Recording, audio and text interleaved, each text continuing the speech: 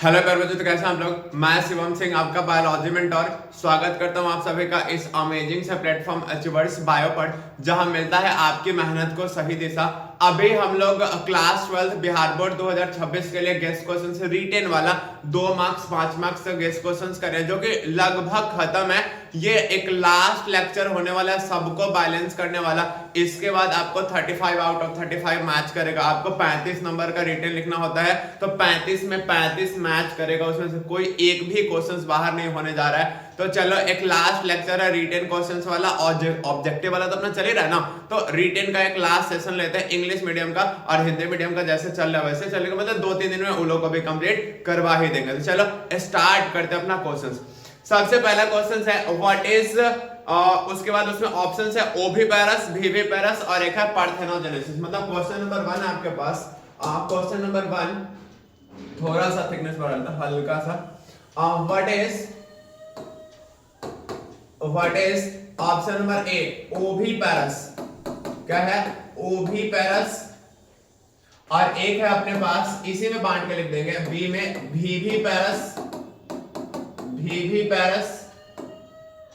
और एक है अपने पास पार्थेनोजेनेसिस, क्या है पार्थेनोजेनेसिस। मतलब 3 डेफिनेशन है इसमें से। अब देखो, हम आपको 3 डेफिनेशन से एक साथ करा रहे हैं, लेकिन आपसे जब भी पूछेगा तो या तो व्हाट इज ओविपेरस अलग, व्हाट इज विविपेरस अलग, या फिर व्हाट इज पार्थेनोजेनेसिस। या एक ऐसा क्वेश्चन आ सकता है इससे कि right the difference between oviparous and viviparous. देखो, पीछे जो क्वेश्चन दिए वो एग्जैक्ट क्वेश्चंस मैच करेगा। यहां लैंग्वेज थोड़ा इधर उधर होगा, बट टॉपिक यही रहेगा। जैसे if what is से जगह पे एक्सप्लेन लिख देगा तो क्वेश्चन थोड़ा नो बदल जाता है। ओविपेरस मतलब ओविपेरस जो होता है वो होता है। तो यहां से थोड़ा लैंग्वेज डिफरेंशिएट करके क्वेश्चंस आएगा आपको, बट मुद्दा सेम रहेगा, बस लैंग्वेज टर्न करेगा इसमें। तो देखो, सबसे पहला था इसमें ओविपेरस, क्या है ओविपेरस। तो ओविपेरस कहने का मतलब होता है ना, बहुत जैसे अपने जैसा अपना संतान उत्पन्न करना है। तो ह्यूमंस वगैरह में, बड़ा बड़ा एनिमल्स में क्या होता है, डायरेक्ट फीमेल बॉडी से बच्चा बाहर आता है। और मुर्गी मुर्गा में देखोगे तो क्या होता है, पहले अंडा बाहर आता है बॉडी से, उस अंडा से बच्चे का फॉर्मेशन होता है। तो देखो, एक ऐसा लिविंग बॉडी जो अपने जैसा अपना बच्चा प्रोड्यूस करने के लिए अंडा दिया, तो उस अंडा देने वाले को हम लोग क्या बोलते हैं ओविपेरस। और जो डायरेक्ट बच्चा को जन्म देगा उसको हम लोग क्या बोलते हैं विविपेरस। तो डेफिनेशन हो जाएगा द लिविंग बॉडी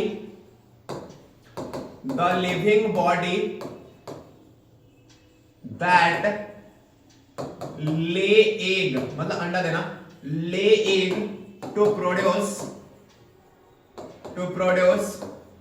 प्रोजेनी, मतलब अपना बच्चा। दैट इज नोन एज क्या oviparous, that is known as oviparous. Example कौन सा, तो poultry birds, reptiles,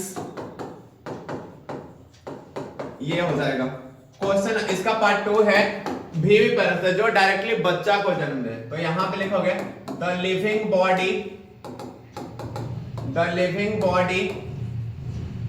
that directly gives birth to the child, मतलब जो सीधे सीधे बच्चा को जन्म दे, तो उसको हम लोग क्या बोलते हैं viviparous. That is known as viviparous.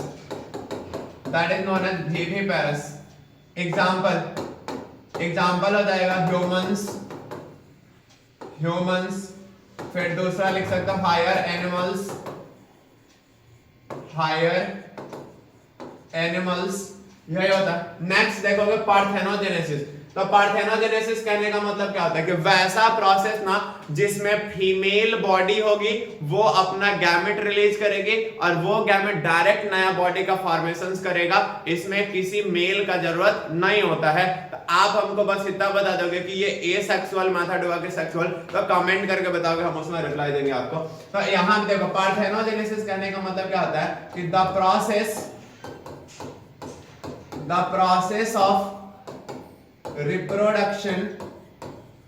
process of reproduction where where female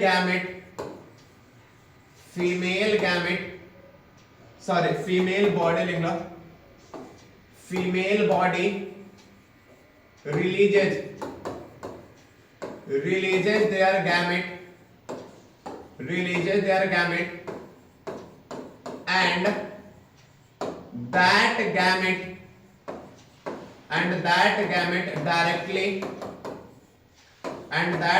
directly develops into new body,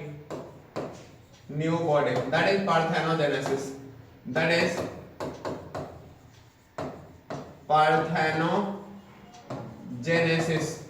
examples अगर आप देखोगे इसका एग्जाम्पल हो जाता है हनी बी, मधुमक्खी। इसमें ड्रोन्स होता है, एक्चुअल में जो होता है वो कौन होता है? ड्रोन्स होता है। ड्रोन क्या हो जाएगा? ड्रोन्स। और ये ना एसेक्सुअल मेथड होता है क्योंकि यूनिपेरेंटल प्रोसेस है। It is asexual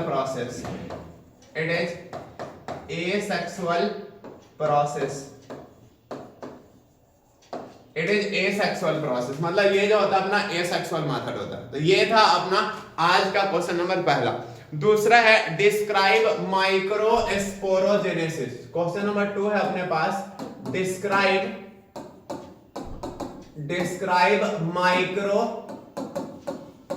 microsporogenesis. तो थोड़ा सा अगर आप ध्यान दोगे तो माइक्रोस्पोरोजेनेसिस क्या होता है? हम आपको बहुत बार बताएं कि किसी भी वर्ड के एंड में अगर जेनेसिस लगा हुआ दिख जाए तो जेनेसिस का मतलब क्या होता है? बनने का प्रोसेस। क्या होता है? बनने का प्रोसेस। और इसमें पहले क्या लगा हुआ है? माइक्रोस्पोरो। क्या लगा हुआ है? माइक्रोस्पोरो, मतलब एग्जैक्ट जो टर्म है वो है माइक्रोस्पोर। माइक्रोस्पोर को हम लोग पॉलन ग्रेन्स बोलते हैं। तो डेफिनेशंस क्या हो जाएगा? The process of formation of microspore is known as क्या? माइक्रोस्पोरोजेनेसिस। मतलब अगर डेफिनेशन आप यहां पे लिखो पहले कि द प्रोसेस ऑफ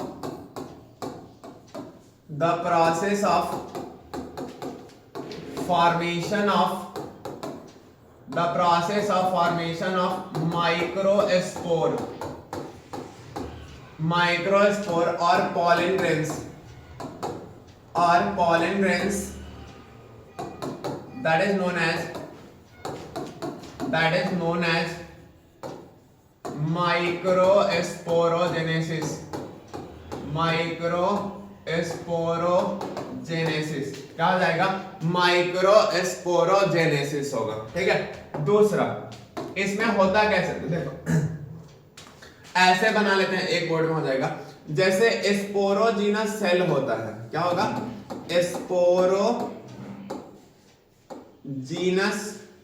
सेल। ठीक, ये स्पोरोजीनस सेल जो है वो ये डिवाइड करेगा और बहुत सारा सेल्स का फॉर्मेशन होता है। क्या होगा? बहुत सारा सेल का फॉर्मेशन। अब ऐसे बना सकते हैं और भी 2-4 बना दो तो ये हो जाएगा। यहाँ पे जो स्पोरोजीनस सेल होता है वो होता है 2L। क्या होता है? 2L। और डिवीजन यहाँ पे होता है माइटोसिस। कौन सा? माइटोसिस। तो आपको पता है कि माइटोसिस हमेशा नंबर ऑफ क्रोमोसोम सेम रखता है। यहाँ पे आप थोड़ा सा ग्रामेटिकल है कि ये एक है तो सेल, ये बहुत सारा तो प्लूरल हो जाएगा तो क्या हो जाएगा? सेल्स। तो इसका नाम है अपने पास स्पोरोजीनस सेल्स। क्या है? Sporogenous cells. ठीक है। तो ये भी क्या रहेगा? 2N, चूंकि डिवीजन माइटोसिस हो। ठीक, अब ये सारा जो स्पोरोजीनस सेल्स है, ठीक, ये स्पोरोजीनस सेल आपस में जुड़ जाएगा। क्या करेगा? आपस में जुड़ेगा। अब जुड़ने के बाद क्या होगा? तो एक स्ट्रक्चर बनाएगा। एक क्या करा? स्ट्रक्चर बनाए। इस स्ट्रक्चर को हम लोग बोलते हैं, अब सिंपल सा मुद्दा है, आप ही बता दो हमको कमेंट करके कि जब सेल आपस में जुड़ता है तो किसका फॉर्मेशन होता है? तो सेल आपस में जुड़ेगा तो टिश्यू का फॉर्मेशन होगा। किसका फॉर्मेशन होगा? टिश्यू का। तो ये टिश्यू तो ऑब्वियस होगा, लेकिन नाम क्या है? तो स्पोरोजीनस सेल था ना, तो नाम छाप लेंगे स्पोरोजीनस। तो स्पोरोजीनस सेल जो हुआ वो आपस में जुड़ा एंड देन जुड़ने के बाद क्या बनाया? Sporogenous tissue. ठीक है। अब इसमें मुद्दा उठता है कि जब जुड़ा तो कोई जोड़ने वाला एजेंट चाहिए। जैसे मान लो आप फॉर्म पे फोटो वगैरह साटते हो तो वहां पे आप कुछ ग्लू डालोगे तभी ना वो जुड़ेगा। तो यहाँ पे भी आपको क्या चाहिए, कोई एजेंट चाहिए जो इसको जोड़ने का काम करे, ठीक है। तो वो जोड़ने वाला जो होता है ना वो होता है प्लाज्मोडेस्माटा, याद करोगे प्लाज्मोडेस्माटा। देखो इस सबसे ऑब्जेक्टिव में देख सकता है यहाँ पे कि ई क्या करेगा, जोड़ने का काम करेगा। मतलब इन दोनों को जो जोड़ने, सेल्स को आपस में जोड़ के टिश्यू बनाया तो वो जोड़ने का काम कौन करता है, तो प्लाज्मोडेस्माटा, ठीक है। फिर इसमें एक एंजाइम आएगा, वो कैलेज। कौन आएगा, कैलेज। तो ये जो कैलेज है ना, ये कैलेज इसमें का जो प्लाज्मोडेस्माटा है उसको डिसॉल्व करवा देगा। क्या करेगा, प्लाज्मोडेस्माटा को डिसॉल्व करवाएगा। तो जैसे ही प्लाज्मोडेस्माटा डिसॉल्व करेगा तो फिर से सेल क्या हो जाएगा, फ्री। क्या हो जाएगा, फ्री। लेकिन अब जो सेल फ्री होगा इसको हम लोग बोलते हैं माइक्रोस्पोर मदर सेल। क्या बोलेंगे इसको, माइक्रोस्पोर मदर सेल। अब थोड़ा सा ध्यान देना, थोड़ा सा ध्यान देना। अब एन टू एन वाला छोड़, यहाँ पे टू एन ये सिर्फ जुड़ा है, कुछ डिवीजन हुआ नहीं है। तो जब डिवीजन नहीं हुआ तो हम लोग चेंज चेक नहीं करेंगे, जो है वही छाप देंगे। देखो ना, आइदर माइटोसिस या फिर मियोसिस होता तब है ना चेंज चेक करते कि सेम रहेगा कि हाँ, यहाँ तो डिवीजन ही नहीं हुआ, तो जैसा वैसा कैरी होगा। फिर इसमें कैलेज आया तो कैलेज क्या करा, इस सेल को फिर से फ्री करा, तो फिर से कोई डिवीजन नहीं हुआ है। अब डिवीजन नहीं हुआ तो माइक्रोस्पोर मदर सेल भी कैसा रह जाएगा, 12। क्या रहेगा, 12। इसी को ना कहीं कहीं लिखा रहता है ऐसे, माइक्रोस्पोर मदर सेल को दूसरा नाम हम लोग देते हैं पॉलन मदर सेल। क्या नाम देते हैं इसको, पॉलन मदर सेल। तो ये 2n, तो ये दूसरा नाम है, तो ये आदमी तो दूसरा आदमी है ना रहेगा। जैसे मान लो आपका नाम कुछ है, आप आदमी हो तो आदमी ना रहोगे। तो ये चीज है, नाम चेंज करा बस, सेम ही है। अब इससे ना हम लोग को बनाना होता है, जो ये मदर सेल है इसमें एक डिवीजन होगा, वो मियोसिस। कौन सा, मियोसिस। तो ये मियोसिस से डिवाइड करेगा और एक बार में ना पॉलन टेट्राड का पहले फॉर्मेशन होगा इस जगह। क्या बनेगा, पॉलन टेट्राड। इसको हम लोग बोलते हैं पॉलन टेट्राड या फिर माइक्रोस्पोर टेट्राड, माइक्रोस्पोर टेट्राड। ये अब ये कैसा होगा, तो वो एन हो जाएगा। कैसा हो जाएगा, एन। क्योंकि मियोसिस हुआ डिवीजन, तो मियोसिस क्या करेगा, नंबर ऑफ क्रोमोसोम हाफ करता है। तो ये 2n है तो वो भी क्या हो जाएगा, 2n से n हो जाएगा। अब इसके कॉर्नर पोजीशंस पे एक बार में ना 4 भाग बटा, तो चारों में एक एक पॉलन ग्रेन्स का फॉर्मेशन हो जाएगा। ये अपने पास क्या है, पॉलन ग्रेन्स। फिर से कैलेज आएगा, फिर से क्या होगा, कैलेज आएगा और चारों पॉलन ग्रेन्स जो है वो फ्री हो जाएगा। तो ये हो जाएगा अपने पास क्या, पॉलन ग्रेन्स। या फिर इसी को हम लोग माइक्रोस्पोर बोल सकते हैं। ये क्या हो जाएगा, माइक्रोस्पोर। आइदर पॉलन ग्रेन्स बोलो या फिर आप क्या बोलो इसको, माइक्रोस्पोर। तो ये भी क्या हो जाएगा, एन रह जाएगा। क्या रहेगा, एन। क्योंकि यहाँ पे जो काम करता है वो होता है अपने पास कैलेज। कौन काम करता है, वो कैलेज। तो यहाँ पे लिख लोगे कैलेज काम करता है। तो ये होता है अपना माइक्रोस्पोर बनने का प्रोसेस। आप ध्यान दोगे याद हो जाएगा, सिंपल सा। स्पोरोजिनस सेल डिवाइड करा, बहुत सारा सेल आपस में जुड़ा, टिश्यू, टिश्यू फिर हुआ फिर माइक्रोस्पोर मदर सेल, ये डिवाइड करके क्या बना, pollen tetrad, and then finally क्या बना, पॉलन ग्रेन्स। एक बार में कितना पॉलन ग्रेन्स बनता है, तो 4। तो इस टाइप का एक फेमस क्वेश्चन होता है कि 100 माइक्रोस्पोर्स बनाना है तो कितना मियोसिस चाहिए। तो एक पूरा प्रोसेस में मियोसिस एक ही बार हुआ, तो एक बार में 4 को, तो 100 को बनाने में कितना, तो 25 बार करोगे तो 25 चौका 100 नहीं हो जाएगा, तो उसका आंसर होता है 50। और कभी कभी 200 देता है तो 200 आंसर देगा, 200 क्वेश्चन देगा कि 200 पॉलन ग्रेन्स बनाना है, तो उसका आंसर होगा 50 माइटोसिस डिवीजन। और कभी कभी 400 देता है तो 400 देगा तो 100 हो जाएगा, क्योंकि एक बार में 4 बनता है। तो मियोसिस से पूछेगा तभी वही आंसर होगा, माइटोसिस से भी सेम ही आंसर होगा। नेक्स्ट क्वेश्चन नंबर अगला, ये क्वेश्चन था, आप इसका लैंग्वेज फ्रेम कर सकते हो। नेक्स्ट लिखो, क्वेश्चन नंबर अपने पास है हुआ थर्ड नंबर क्वेश्चन है, डिफरेंशिएट बिटवीन इपीहाइड्रोफिली एंड हाइपोहाइड्रोफिली। क्या है, इपीहाइड्रोफिली एंड हाइपोहाइड्रोफिली। तो क्वेश्चन नंबर 3 है difference between EP hydrophily and hypo hydrophily, क्या है, EP hydrophily and hypo hydrophily. ये इधर बांट लो, एक क्या है ईपी हाइड्रोफिली और एक होता है अपने पास हाइपो हाइड्रोफिली, ईपी हाइड्रोफिली और हाइपो हाइड्रोफिली, ठीक है। इसको थोड़ा सा ध्यान दोगे आप तो ईपी हाइड्रोफिली कहने का मतलब क्या, जैसे ये वाटर सरफेस है, देखो हाइड्रोफिली मतलब वाटर पॉलिनेशन है, ये हाइड्रोफिली सब में लगा हुआ मतलब ये वाटर पॉलिनेशन है। अब दो में है, एक में ईपी लगा हुआ है, एक में हाइपो लगा हुआ है, तो क्या हो जाएगा, जैसे ये वाटर सरफेस है मान लो, तो पॉलिनेशन या तो इसके सरफेस पे या तो इसके भीतर, हाइड्रोफिली मतलब वाटर पॉलिनेशन ही होना है। अब इसमें डिफरेंस है कि एक जगह ईपी लगा हुआ है, एक जगह पे हाइपो लगा हुआ है, तब ये ईपी हाइपो क्या होता है, तो ये वाटर बनाओगे तो काम कहां हो सकता है, या तो इसके सतह पे नहीं तो इसमें घुस के अंदर में होगा। तो जब पॉलिनेशन का प्रोसेस सरफेस ऑफ वाटर पे होगा ना तो उसको बोलेंगे ईपी हाइड्रोफिली, और जब बिलो द सरफेस होगा मतलब उसके अंदर में भीतर में घुस के होगा तब क्या हो जाएगा अपने पास हाइपो हाइड्रोफिली, क्या होगा हाइपो हाइड्रोफिली। तो यही होता है अपने पास epihydrophily and hypohydrophily. तो लिखा हो गया if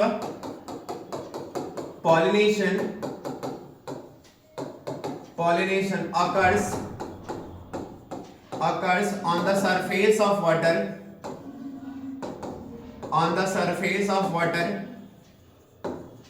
then it is known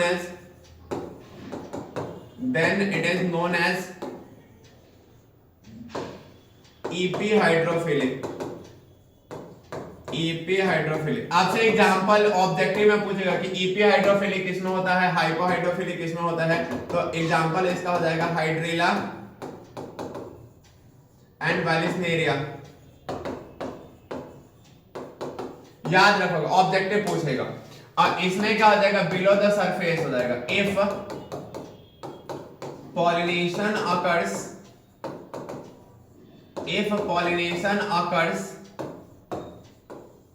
below the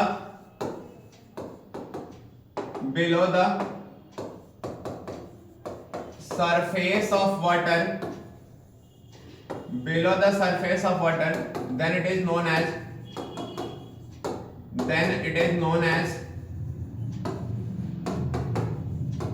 hypo hydrophilic. Example हो जाएगा बहुत जोस्टेरा, कौन सा एग्जाम्पल इसमें एक ही होता है जोस्टेरा, जो आपको पढ़ना है। ये होता है अपने पास ईपी हाइड्रो और हाइपो हाइड्रोफिली में difference. Question number 4। Question number अगला है explain pre pollination and post pollination development. Question number 4 है explain pre pollination and post लिखना था, पोस्ट पॉलिनेशन डेवलपमेंट। अब यहां पे ध्यान दोगे तो आपसे खाली प्री पॉलिनेशन डेवलपमेंट में पूछ सकता है, सिर्फ पोस्ट पॉलिनेशन डेवलपमेंट में पूछ सकता है, तो इसमें से काट छांट के आंसर आएगा। ये ना कवर अप करने वाला क्वेश्चन है कि इसमें जैसे अब प्री पॉलिनेशन या पोस्ट कुछ क्वेश्चन पूछेगा, है आंसर लिखोगे, सब बताएंगे इनमें कैसे लिखना है। तो अभी फिलहाल इसमें कट सकता है कैसे, प्री पॉलिनेशन अलग हो जाएगा, पोस्ट पॉलिनेशन अलग हो जाएगा, हम आपको कंबाइन करके दे रहे हैं। तो इसमें है आंसर, जब आप लिखोगे आंसर में तो पहले लिखोगे कि द प्री पॉलिनेशन लिखा जा रहा है यहाँ पे, तो प्री पॉलिनेशन डेवलपमेंट। तो प्री पॉलिनेशन डेवलपमेंट में क्या होता है कि पॉलन ग्रेन्स 2 सेल स्टेज बनाता है। क्या बनता है 2 सेल स्टेज, मतलब इसमें देखोगे कुछ ऐसे होता है, जैसे डायग्रामेटिकली अगर आप देखो तो ये अपने पास है पॉलन ग्रेन्स, ये क्या है पॉलन ग्रेन्स। इस पॉलन ग्रेन्स में देखोगे तो इसका न्यूक्लियस बढ़ेगा, क्या होगा, इसका न्यूक्लियस बढ़ जाएगा, जैसे कुछ ऐसा हो जाएगा, ये इधर एक बाहर में। तो यहाँ पे अगर आप इधर आओगे तो देखोगे तो क्या हो जाएगा, इसके चारों तरफ से एक छोटा सा ऐसे बन जाएगा सेल। तो इसमें देखोगे एक क्या हो गया बड़ा सेल और एक छोटा सा, हम डायरेक्ट बना रहे, कोई प्रोसेस पूरा नहीं गुजारे इसमें। तो यहाँ पे देखोगे तो जो बड़ा जो सेल होगा ना इसको हम लोग बोलते हैं वेजिटेटिव सेल। क्या बोलते हैं इसको? Vegetative cell. और जो छोटका होता है इसको हम लोग क्या बोलते हैं? Generative cell. क्या बोलते हैं इसको? Generative cell. मतलब अगर थोड़ा सा दिखाने के लिए आप लिख दो तो ये लिख दोगे कि लार्जर होगा और ये क्या होता है? स्मॉलर होता है। क्या होता है? स्मॉलर। तो प्री पॉलिनेशन डेवलपमेंट में यही होगा और दो सेल बनाएगा, एक बड़ा सेल और एक छोटा सेल। बड़का को वेजिटेटिव सेल और छोटका को हम लोग क्या बोलते हैं? Generative cell. और दो सेल स्टेज जो होता है ना ये मिलता है लगभग 60% प्लांट में। कितना परसेंट प्लांट में मिलेगा? 60% प्लांट्स में मिलता है। तो इसको ध्यान दोगे तो यहां पे लिखो ऐसे लिखो कि in pre pollination development, in pre pollination पूरा in pre pollination development, in pre pollination development pollen grains form two-celled stage,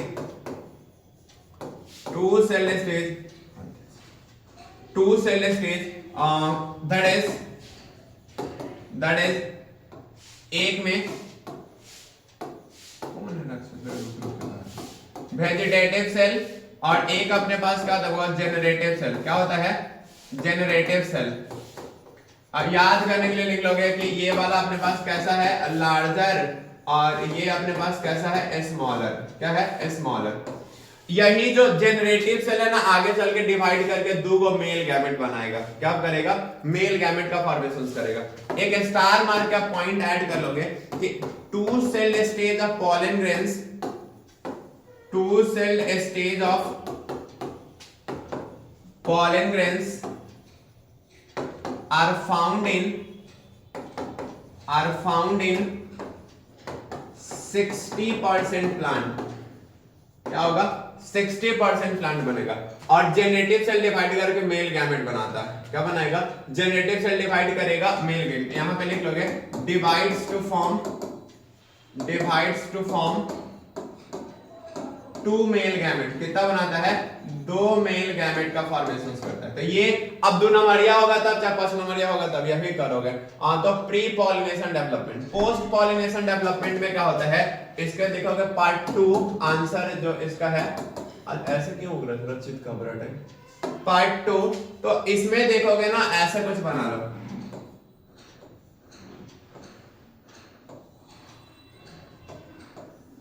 हाँ ये एक रफली बन गया। ये है अपने पास स्टिग्मा, ये है अपने पास स्टाइल जो आप लोग देते हैं, और ये है अपने पास ओवरी। क्या है? एक है स्टिग्मा, एक है स्टाइल और एक है अपने पास ओवरी। ठीक। अब इसमें pollen grains आया तो ओवरी में ओवम का फॉर्मेशन होगा। तो मेल जब तक फीमेल तक पहुंचेगा नहीं तब तक फ्यूजन होगा नहीं ना। तो यहाँ पे ना ऐसे एक स्ट्रक्चर बनता है pollen tube। क्या बनता है? pollen tube। तो यही पोस्ट पॉलिनेशन डेवलपमेंट होता है। इसमें यहाँ पे लिख दोगे पार्ट 2 में अपने पास क्या है? Questions post pollination development. क्या है? Post pollination development, post pollination development. तो इसमें क्या है आप देखोगे कि in post pollination development, in post pollination development a same type PG लिख रहा है मतलब pollen grains receives water and nutrition from female and forms pollen tube to transfer the male gamete up to ovary। तो ये होता है अपने पास क्या? Post pollination development. और क्वेश्चन नंबर 4 अब है अपने पास क्वेश्चन नंबर 5। क्वेश्चन नंबर 5 है अपने पास write about accessory glands. Sorry उससे पहले है क्वेश्चंस के है एक्सप्लेन प्री फर्टिलाइजेशन तो कर ही देना आपको। नेक्स्ट है what is seed dormancy. What is seed dormancy, क्या है सीड डॉर्मेंसी क्या है? तो देखो सीड को अगर आप फेवरेबल कंडीशंस प्रोवाइड करें कि उसको जमने के लिए, ठीक है, लेकिन फिर भी वो नहीं जमा, तो इसी को हम लोग क्या बोलते हैं? डॉर्मेंसी। क्या बोलते हैं इसको? डॉर्मेंसी। मतलब लिखोगे कि if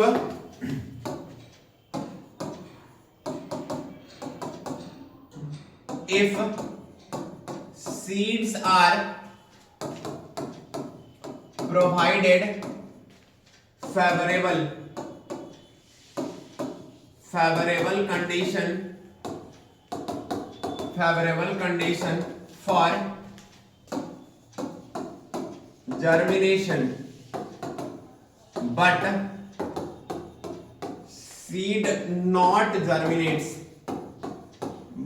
seed not germinates, that is known as seed dormancy.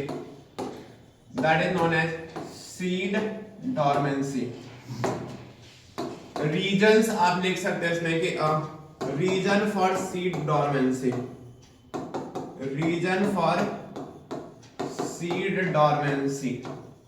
या आपसे डायरेक्ट ये भी क्वेश्चन पूछ सकते हैं कि what are the reasons of seed dormancy. तो रीजन्स में पहला हार्ड सीड कोट,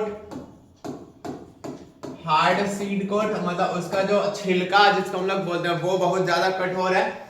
दूसरा लिखोगे इमैच्योर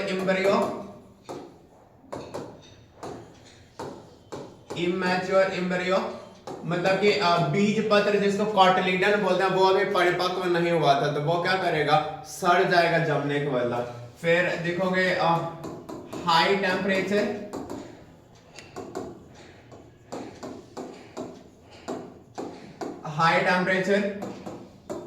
मोर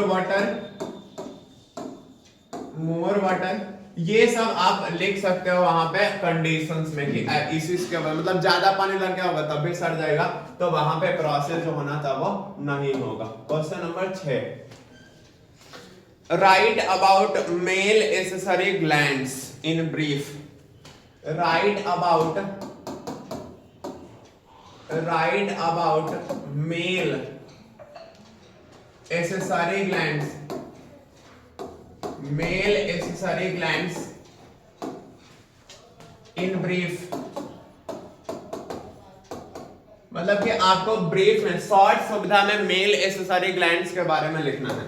तो मेल ग्लैंड्स कौन कौन है? सबसे पहला सेमिनल वेसिकल। क्या है? Seminal vesicle. एक है अपने पास कौन सा?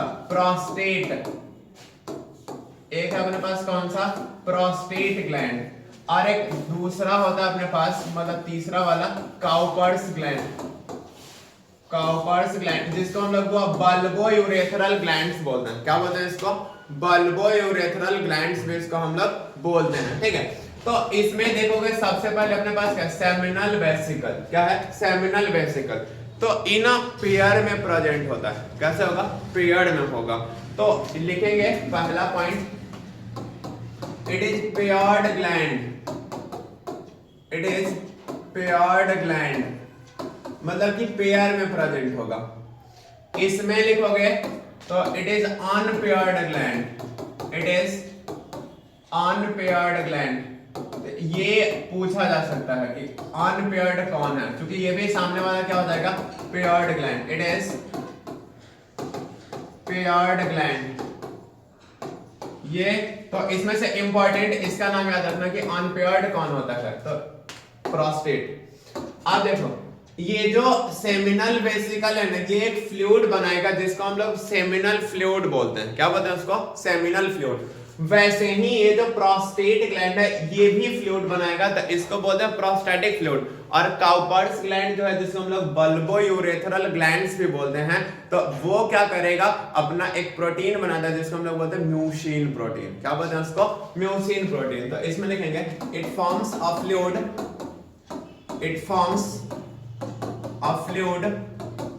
that is seminal fluid, seminal fluid। यहां पे लिखोगे it also forms a fluid, also forms a fluid that is prostatic fluid, that is prostatic fluid। और E फॉर्म करता है, it forms a protein, it forms a protein that is क्या, mucin, mucin protein बनाता, sorry mucin protein बनाता है। उसके बाद ये जो अपना सा कंटेंट लिखोगे, जैसे कोई भी फ्लूइड है तो किसी ना किसी चीज से मिलके बना होगा, तो यहाँ पे लिखोगे जैसे आप शरबत पीते हो तो शरबत पीते हो तो चीनी पानी हो सकता है, चीनी पानी नमक हो सकता है, चीनी पानी नमक नींबू हो सकता है, मतलब कि अलग अलग कंटेंट होता है ना वो। वैसे ही इसका भी तो अलग, जैसे फ्लूइड है कोई मटेरियल है किसी ना किसी चीज से बना होगा, तो इसमें लिख लोगे कि सेमिनल फ्लूइड, कुछ नाम लिख लो, फ्लूइड कंटेंस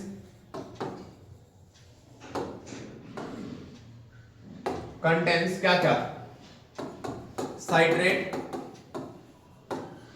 दूसरा लिखोगे इनोसिटॉल, तीसरा प्रोस्टाग्लैंडिन। आपको नाम याद रखना होगा, रखना नहीं रखना होगा मत रखना, एक दो को तो रख लेना कम से कम। फाइब्रिनोजिन, फ्रुक्टोज, कम से कम 2-3 नाम याद, क्योंकि 2 नंबर का देखो हम तीनों साथ में करा रहे थे, सीधे सीधा आपसे ऐसे क्वेश्चन पूछेगा कि मेल एसेसरी ग्लैंड, लेकिन 2 नंबरिया में अलग इसको पूछा जा सकता है, तो उसके हिसाब से भी हम आपको कंटेंट बना के दे रहा है। तो यहां पे लिखोगे, इसमें भी पॉइंट बनाओगे कि प्रोस्टैटिक फ्लूइड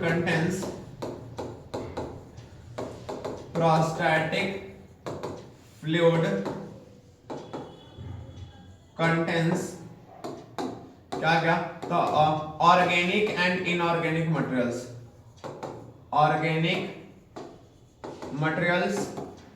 फिर इनऑर्गेनिक मटेरियल्स और एंजाइम्स, पेप्सिनोजन, ये सब।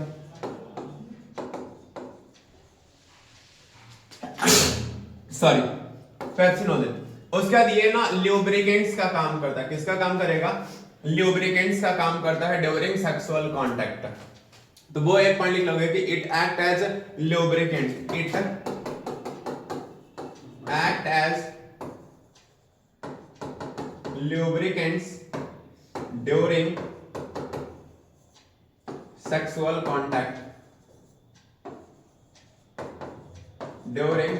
contact, ये होता है।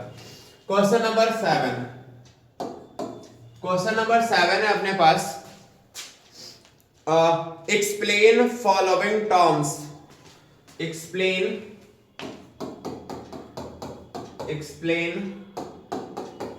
Following terms.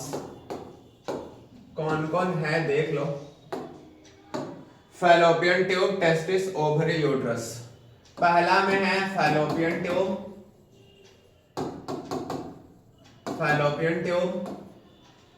दूसरा में है टेस्टिस, तीसरा में है ओवरी, और इसमें है एक लास्ट में यूट्रस। अब देखो हम यहाँ पे 4 के बारे में थोड़ा थोड़ा पॉइंट्स आपको दे रहे हैं, इसमें से आपसे पूछेगा तो कोई एक ही पूछेगा, आइदर ओवरी पूछ ले, टेस्टिस पूछ ले, या फिर फैलोपियन ट्यूब पूछे, या फिर कुछ भी यूट्रस, कुछ भी एक पूछ सकता है। अगर आप थोड़ा सा ध्यान दोगे तो सबके बारे में थोड़ा थोड़ा पॉइंट्स क्या करोगे, याद रखोगे। तो देखो फैलोपियन ट्यूब क्या है, ट्यूब लाइक स्ट्रक्चर जो यूट्रस के दोनों तरफ प्रेजेंट होता है। तो लिखोगे it is tube like structure that present at both sides of uterus, मतलब जो यूट्रस के दोनों तरफ प्रेजेंट होगा। उसके बाद लिखोगे कि in the case of humans, in the case of humans fertilization performs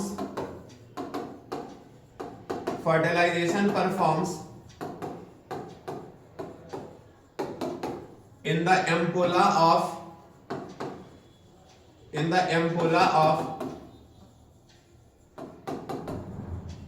fallopian tube, मतलब फैलोपियन ट्यूब के एम्पोला में होता है। अब इसमें फैलोपियन ट्यूब का कुछ पार्ट्स होता है, तो एक और पॉइंट लिखो कि फैलोपियन ट्यूब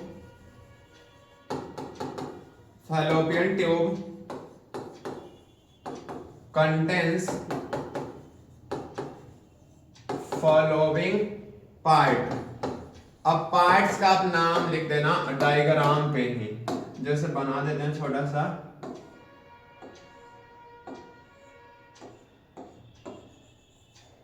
इस टाइप से।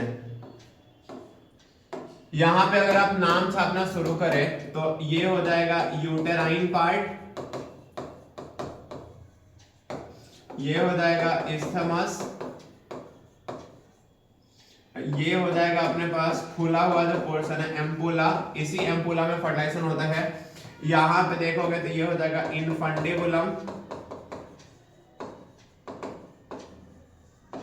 इनफंडिबुलम, ये होता है फिम्बरे, इस जगह एक पोर होता है जिसको हम लोग बोलते हैं ऑस्टियम।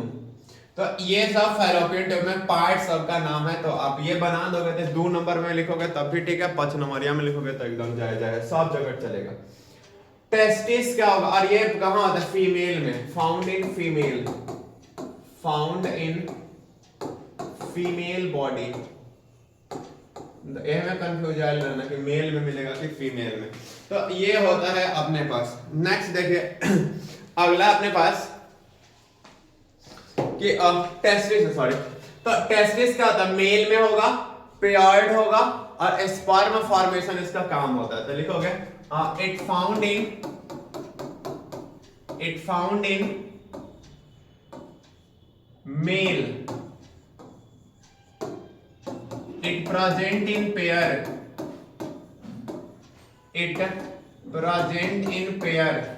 मतलब अकेला नहीं होगा, पेयर में प्रेजेंट होगा। उसके बाद इसका काम होता है sperm formation, it is Oval सेप्ड,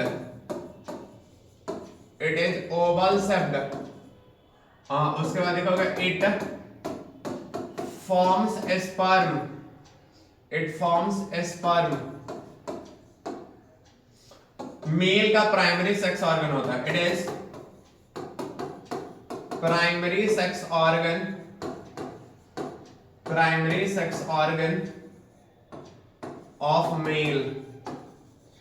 ये आप इसके बारे में थोड़ा थोड़ा लिख सकते। अब 5 नंबरिया क्वेश्चन आएगा तो हम पीछे डायग्राम बताए हैं इसका, तो वो डायग्राम को थोड़ा सा एक्सप्लेन कर दोगे तो हो जाएगा। हम 5 नंबर लेके इसको बताए, यहाँ 2 नंबर लेके कुछ पॉइंट्स लिख दिया, याद रखना।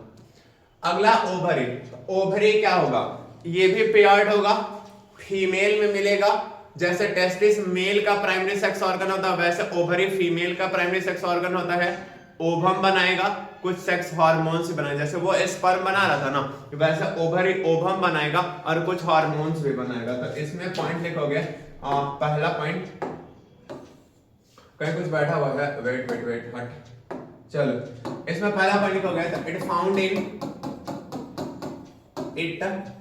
फाउंड इन फीमेल, कहां मिलेगा, फीमेल में। It present in pair. दूसरा क्या है, it is primary sex organ,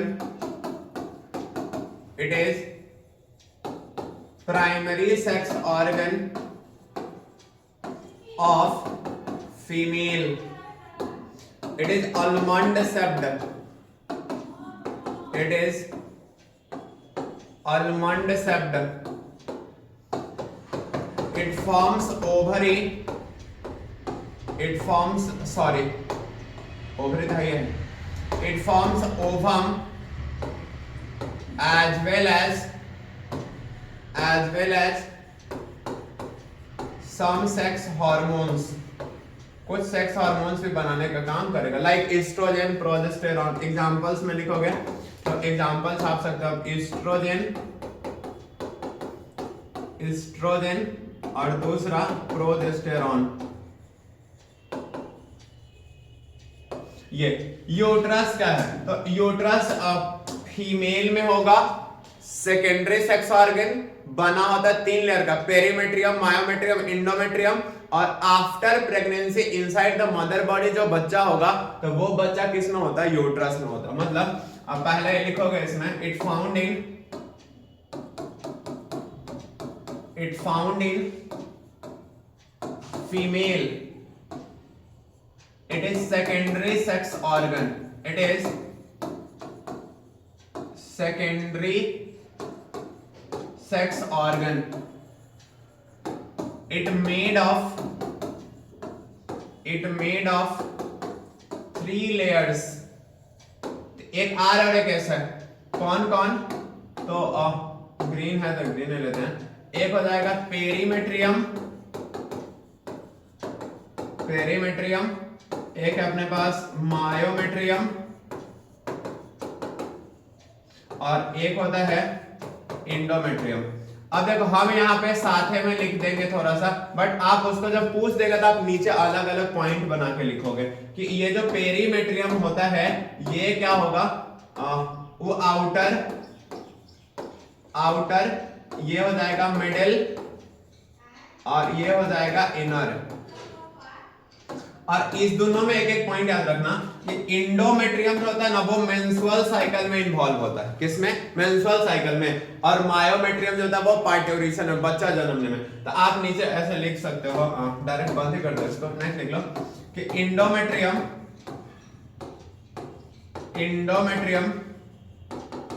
involves in menstrual cycle,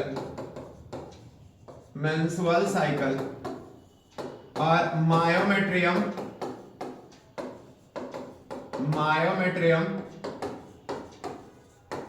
involved इन कहां पे, पार्ट्यूरेशन, मतलब बच्चा वाला प्रोसेस, जिसमें हम लोग डिलीवरी ना बोलते वो वाला पार्ट्यूरेशन।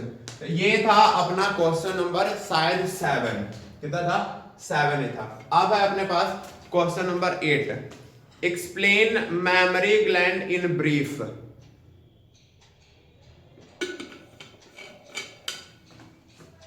मेमोरी ग्लैंड्स के बारे में बताना है। क्वेश्चन नंबर 8 है, explain memory glands in brief. मतलब शॉर्ट शब्द में आपको थोड़ा मेमोरी ग्लैंड्स बता दो। तो मेमोरी ग्लैंड जो होता है ना पेयर्ड होगा, फीमेल बॉडी में ज्यादा डेवलप होगा, मेल बॉडी में कम डेवलप होगा। मतलब इट इज कलर मैच कर रहे, अपडेट आएगा सारा कलर में वैसे है। इट इज पेयर्ड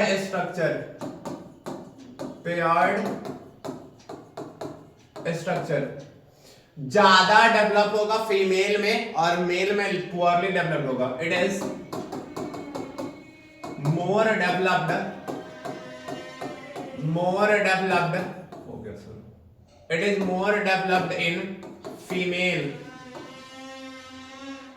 और दूसरा part it is less developed, poorly develops,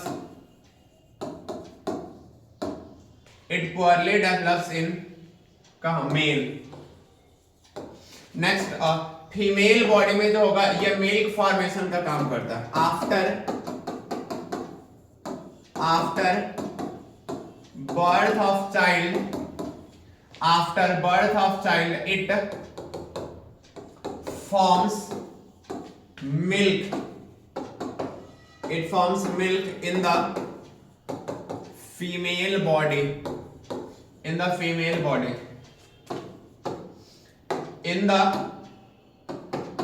in mammary gland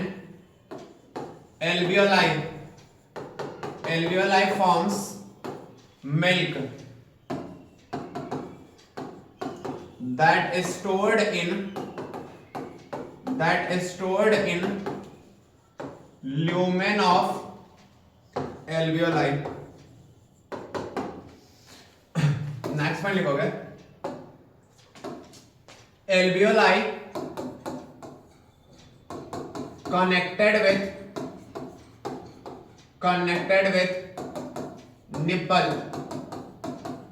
with nipple by lactiferous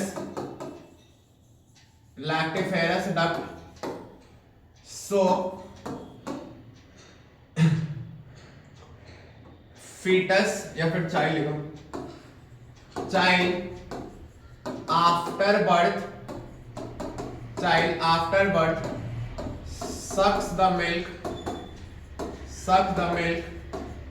from mammary gland.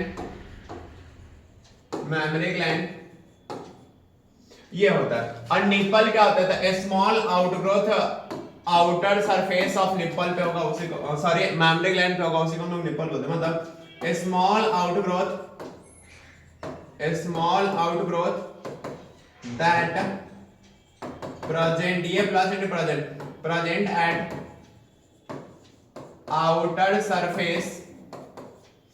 outer surface of mammary gland, that is nipple.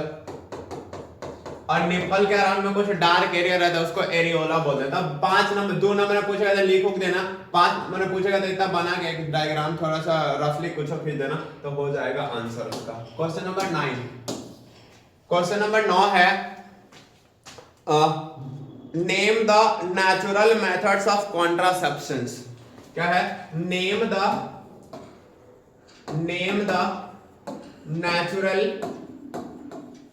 Natural methods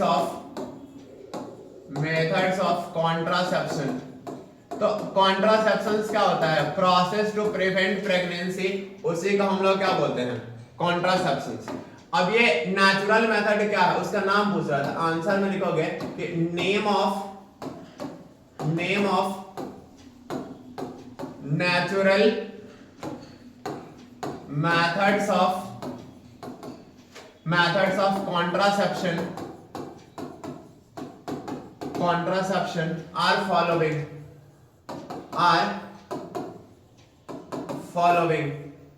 मतलब इसमें कुछ name लिखे तो methods होता है। अब कौन कौन? तो पहला है, एक में कैलेंडर मेथड, उसके बाद एक है लैक्टेशनल मेथड,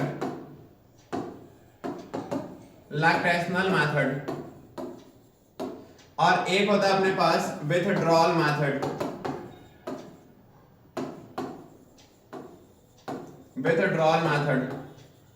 कैलेंडर मेथड में क्या होता है कि मेंस्ट्रुअल साइकिल के 10वां से 17वां दिन के बीच सेक्सुअल कांटेक्ट अवॉइड करिए, उसी में प्रेगनेंसी होगा, उससे पहले उसके बाद नहीं हो सकता। अगर आपको प्रेगनेंसी रोकना है तो 10वां से 17वां दिन ऑफ मेंस्ट्रुअल साइकिल आपको सेक्सुअल कांटेक्ट से बचना है। मतलब to prevent pregnancy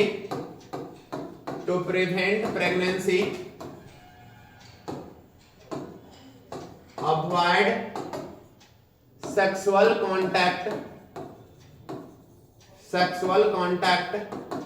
between 10th to 17th day of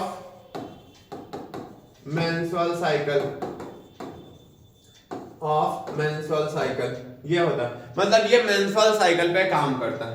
ठीक है, नेक्स्ट देखो लैक्टेशनल मेथड क्या है? तो आफ्टर बर्थ ऑफ चाइल्ड, मतलब किसी भी फीमेल में जब बच्चा का जन्म होगा तो बच्चा के जन्म के बाद प्रोलैक्टिन हार्मोन के वजह से मिल्क फॉर्मेशन होता है। तो वो जो मिल्क फॉर्मेशन का प्रोसेस होगा तो वो क्या करेगा ना, मेंस्ट्रुअल साइकिल होने ही नहीं देगा। अब मेंस्ट्रुअल साइकिल नहीं हुआ तो बच्चा होगा नहीं ना। और ये मैथ इससे एक ऑब्जेक्टिव आएगा कि ये मैक्सिमम कितना दिन तक काम करता है? तो 6 महीना। Maximum works for 6 month. कितना मंथ? 6 मंथ।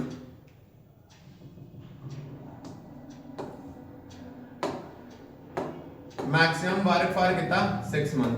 तो इसमें क्या होता है कि in this process, in this method, after parturition, after parturition, lactation, milk formation occurs, sorry, milk formation occurs, milk formation occurs due to which menstrual cycle stops, so pregnancy not occurs, pregnancy not occurs। और ये होता किसके वजह से है? तो prolactin hormone के वजह से। occurs due to OCCURS, occurs due to prolactin hormone. किसके वजह से? प्रोलैक्टिन हार्मोन के वजह से होता है। उसके बाद इसी में विथड्रॉल मेथड। तो विथड्रॉल मेथड क्या होता है कि बिफोर इजैकुलेशन पेनिस को वेजाइना से रिमूव कर दे, मतलब रिमूव द, अब लैंग्वेज फ्रेम कर लेना, हम डायरेक्ट मुद्दा लिख दे रहे हैं, remove the penis from vagina before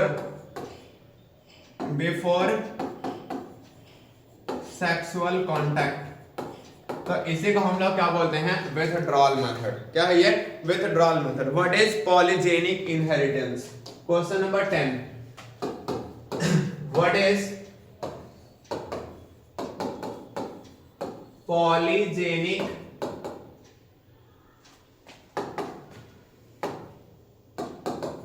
polygenic inheritance?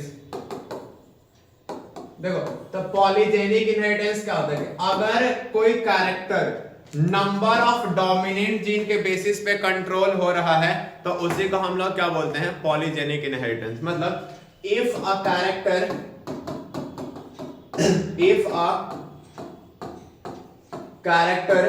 Controlled by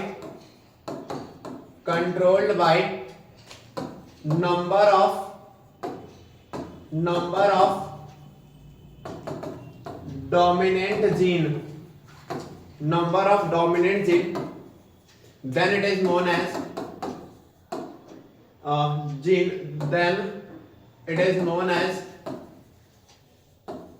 polygenic inheritance।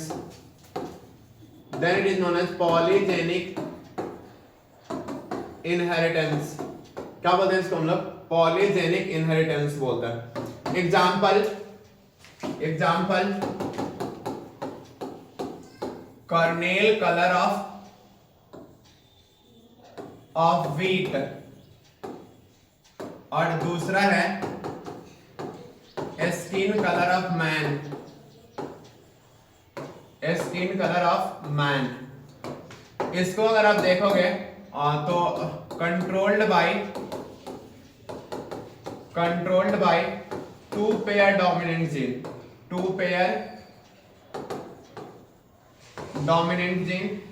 और इसमें लिखोगे controlled by 3 pairs of dominant gene.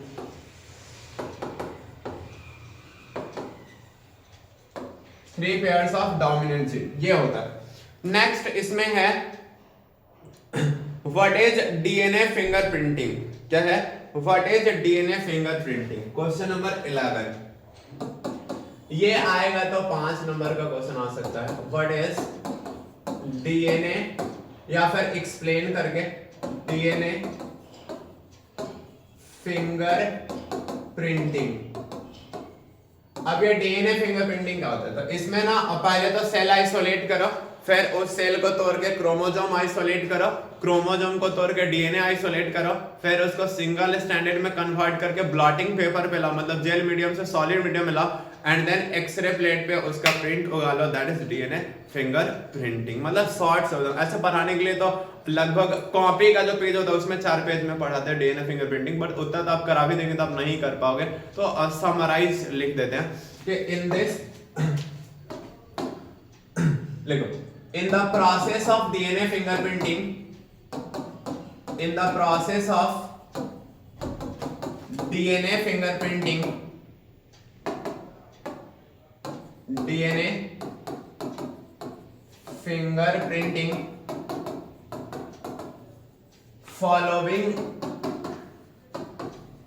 following steps perform। अब इसमें क्या, फर्स्टली तो अब जिसका चेक करवाना है उसका सेल आइसोलेट करो। Firstly a cell isolated from the body that may be sperm, blood cell, hairs, etc। मतलब ये सब आइसोलेट करो। अब इसको तोड़ के क्रोमोसोम आइसोलेट करो। आफ्टर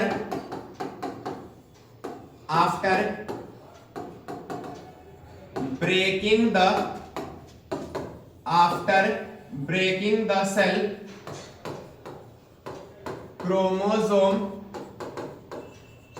isolated क्या करेगा, क्रोमोसोम आइसोलेट करेगा। That is X-ray crystallography, that is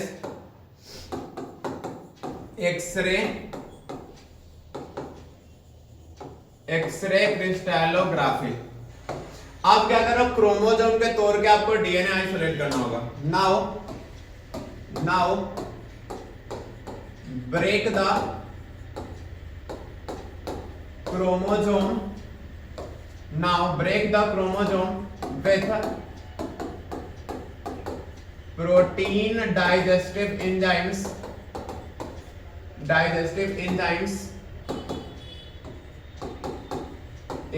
then DNA isolated। अब इसमें क्या करोगे, डीएनए जो है ना, इसको आप सिंगल स्ट्रैंडेड में कन्वर्ट करोगे। Now convert the double stranded DNA into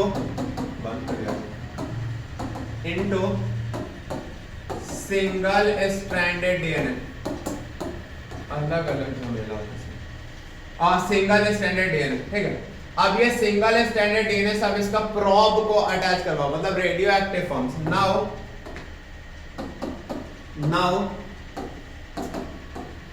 single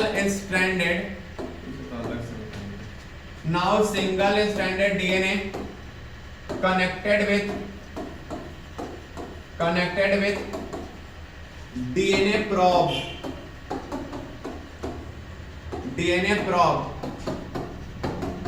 after that DNA transfers from gel medium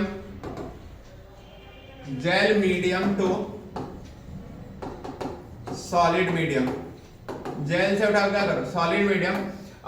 इसके बाद इसको एक्सरे क्रिस्टलोग्राफी पे, मतलब एक्सरे प्लेट पे ले जाके बैंड्स फॉर्म्स करवा लेते हैं। तो यहां पे लिखते हैं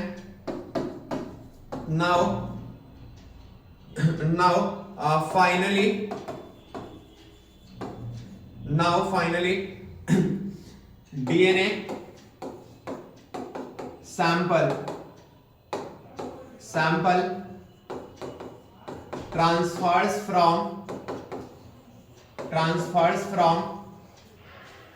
DNA sample transfers from क्या transfers to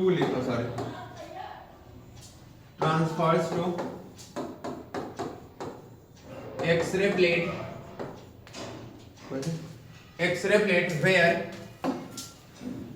where dark and light band forms, that is DNA fingerprint printing. ये होता है यहाँ पे खत्म। फिर अब अगला अपने पास क्या है, नेक्स्ट क्वेश्चंस है write about active and passive immunity. Question number 12 अपने पास, write about active, wait a second, write about active and passive immunity. अब बता कि एक्टिव और पैसिव इम्यूनिटी क्या होता है। तो वैसा इम्यूनिटी ना जो हम लोग के बॉडी में बनता है उसको हम लोग बोलते हैं एक्टिव इम्यूनिटी, और जो आउटसाइड द बॉडी से हम लोग लेते हैं उसको हम लोग क्या बोलते हैं, पैसिव इम्यूनिटी। मतलब the immunity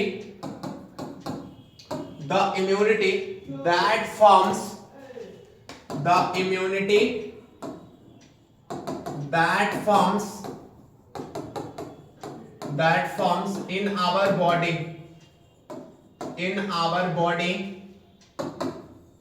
that is known as active immunity, and the immunity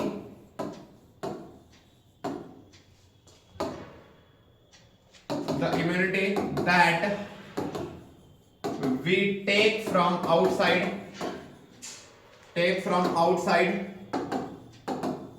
or other body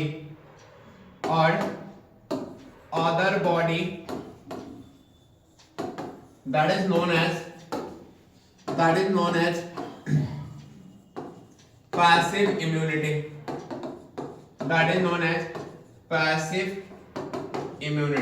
इसको हम लोग क्या बोलते हैं, पैसिव इम्यूनिटी। मतलब जो बॉडी में बना वो एक्टिव और जो बाहर से मिला वो पैसिव। 13 नंबर क्वेश्चन है what is addiction. Question number 13 है व्हाट इज एडिक्शन। एडिक्शन क्या होता है, तो वैसा कोई मटेरियल ना जिसपे आपका nervous system physically physiologically depend करता है कि उसके प्रेजेंस में वो नॉर्मल काम करे, बट वो ना मिले तो नॉर्मली फंक्शंस ना करे, तो उसी चीज को हम लोग क्या बोलते हैं, एडिक्शन। क्या बोलते हैं, एडिक्शन। मतलब the process in which any body physically, physiologically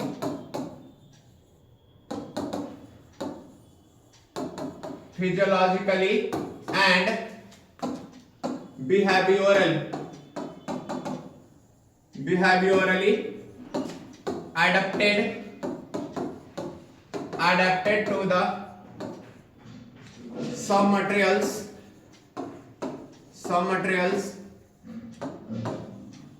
where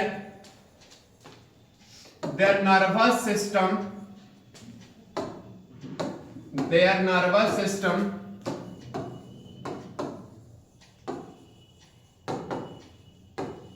works normally,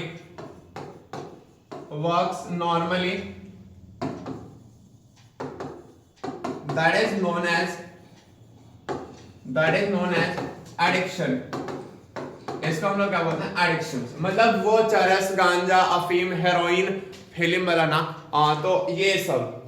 अगला है what is opiatic drugs. Question number 14 है, अपने पास व्हाट इज ओपिएटिक ड्रग्स। क्या है, व्हाट इज ओपिएटिक ड्रग्स, कि ओपिएटिक ड्रग्स क्या होता है। तो वैसा ड्रग्स ना जो poppy plant that is papaver somniferum से हम लोग निकालते हैं, उसी को हम लोग क्या बोलते हैं, ओपिएटिक ड्रग्स। मतलब द ड्रग्स, आंसर अगर आप लिखोगे इसका तो ऐसा हो जाएगा, द ड्रग्स का मतलब दवा नहीं है, यहां पे वही नशा वाला मटेरियल है। द ड्रग्स दैट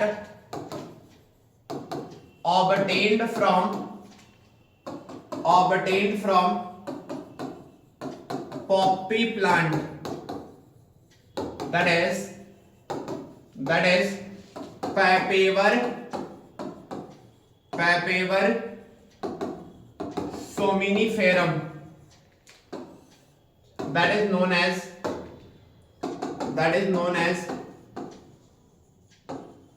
क्या, ओपिएटिक ड्रग्स। इफेक्ट अगर देखोगे इसका, it decreases the ability and response of work,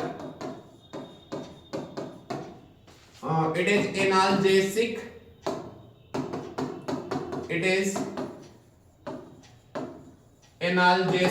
and astringent in nature। उसके बाद ये आपके एबिलिटी को घटा देगा, फिर नर्वस सिस्टम को भी अफेक्ट करेगा, बट उतना लिखने की जरूरत नहीं है। तो 2 नंबर का क्वेश्चन इतना नॉर्मल आप लिख सकते हो। क्वेश्चन नंबर कितना 15 है, what are lymphoid organs. Question number 15 है वो अपने पास, व्हाट आर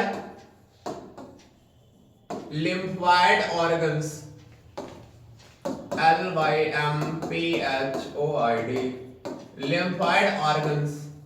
तो लिम्फोइड ऑर्गन्स कहने का मतलब क्या, वैसा ऑर्गन्स ना जो लिम्फोसाइट बनाने के लिए रिस्पॉन्सिबल होता है, उसी को हम लोग क्या बोलते हैं, लिम्फोइड ऑर्गन्स। क्या बोलते हैं उसको, लिम्फोइड ऑर्गन्स। तो आंसर में आप लिखोगे the organs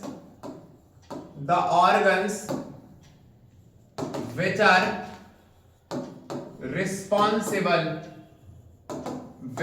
responsible for formation of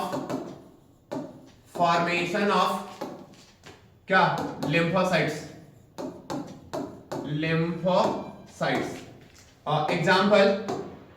example bone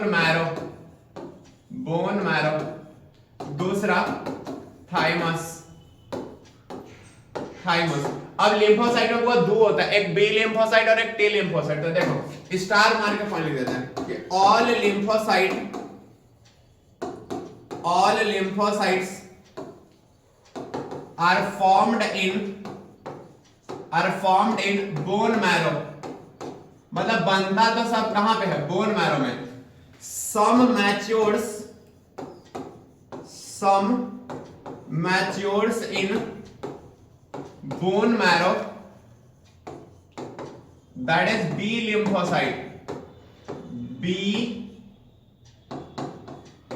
lymphocyte, और कुछ थाइमस में चला जाता है। some moves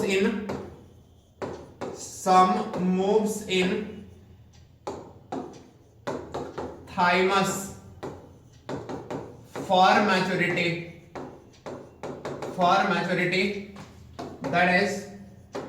that is B नहीं T lymphocyte।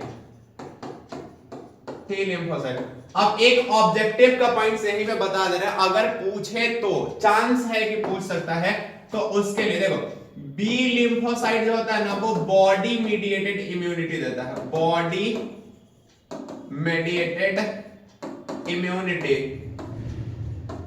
ध्यान रखना, अगर पूछ ले तो छाप देना, मतलब लिख लेना। और टी लिम्फोसाइट जो होता है वो होता है अपने पास सेल मीडिएटेड इम्यूनिटी। कौन सा, सेल मीडिएटेड इम्यूनिटी। तो इस पे आप क्या करना, ध्यान देना, इस सब में से क्वेश्चन आपको दिखेगा। ठीक, चलो क्वेश्चन नंबर अगला अपने पास, क्वेश्चन नंबर कितना 16। क्वेश्चन नंबर 16 है एक्सप्लेन बायोगैस प्लांट। क्या है, एक्सप्लेन बायोगैस प्लांट। ये 5 मार्क्स में अगर पूछेगा तो 5 मार्क्स में ही, तो थोड़ा सा बड़ा हो सकता है ये, एक्सप्लेन बायोगैस प्लांट। अब प्लांट का मतलब पौधा नहीं है, यहाँ पे चैम्बर होता है। तो पहले तो आपसे पूछेगा बताइए तो ये बायोगैस केकर मिक्सचर होता है, गैस है तो कुछ गैस का मिक्सचर होगा, तो किसका होगा। तो आंसर आप ऐसा लिख सकते हो कि biogas is the mixture of CH4 CO2 N2 फिर H2S ETC। अब methane, carbon dioxide, die nitrogen और H2S का मतलब हाइड्रोजन सल्फाइड। लेकिन एक ऑब्जेक्टिव में पूछता है कि बायोगैस का मेजर कंपोनेंट कौन है, तो ऑब्वियस सारा बायोगैस का ही कंपोनेंट है, बट इसका मेजर कंपोनेंट होता है CH4, that is methane, about 50%। क्या होता है 50%। तो आप स्टार मान के एक पॉइंट याद रखना कि CH4 इज मेजर, मतलब अधिकतम भाग जिसको नहीं बोलते वो वाला, मेजर कंपोनेंट ऑफ बायोगैस। एंड कितना होता है, तो अबाउट 50%। कितना होता है 50%।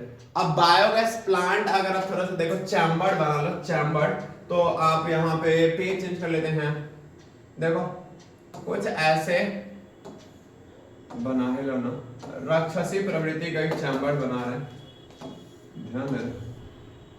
ये है, इसमें आप प्लेट से इसको बंद कर दो, ठीक है, फिर थोड़ा सा मिटा लो,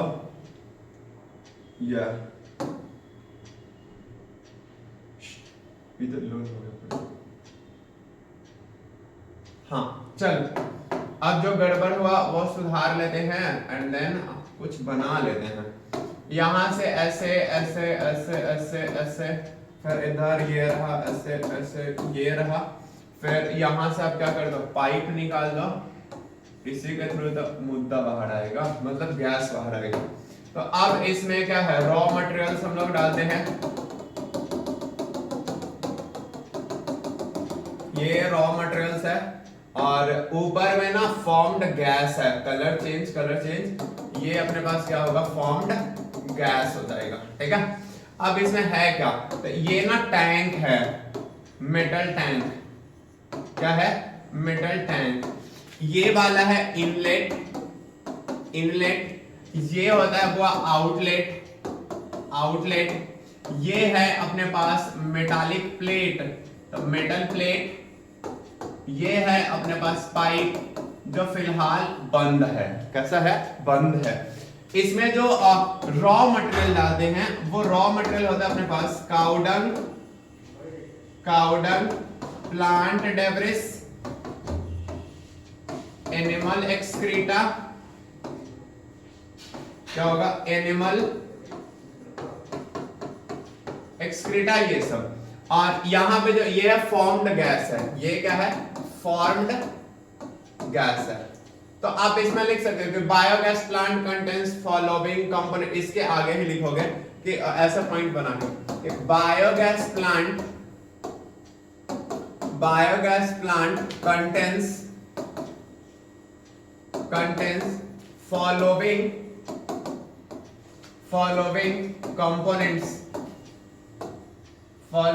कंपोनेंट्स। कौन कौन, तो पहला inlet to add fresh material. दूसरा है outlet to remove used material. तीसरा है मेटल प्लेट, ये हो जाएगा टू कवर द टैंक। हम इसको शॉर्ट में लिख रहे हैं कि आपको याद करना है, आप इसको लंबराना थोड़ा सा लिखने के समय, और to cover biogas tank.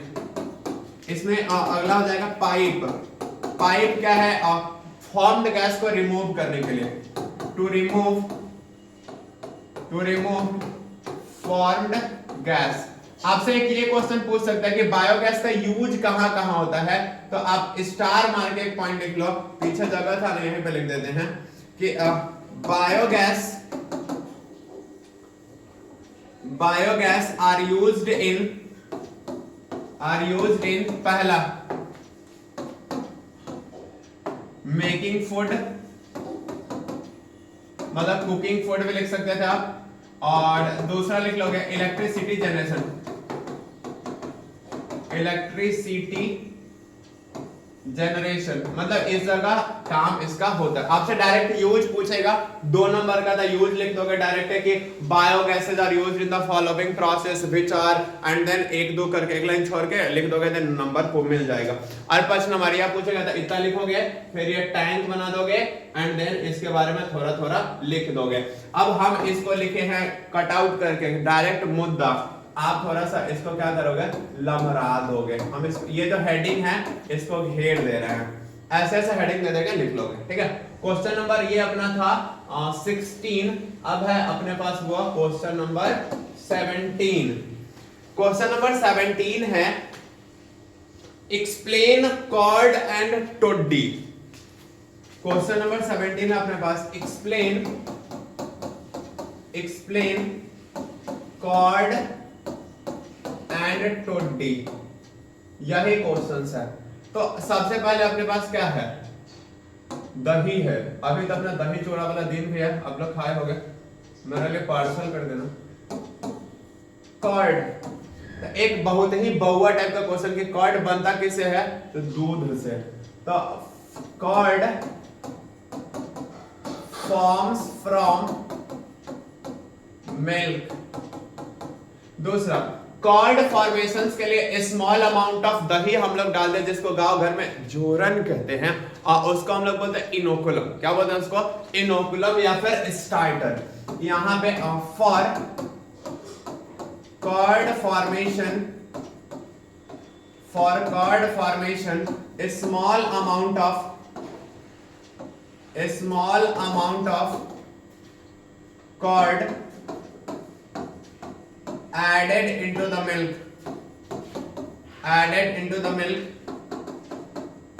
that is inoculum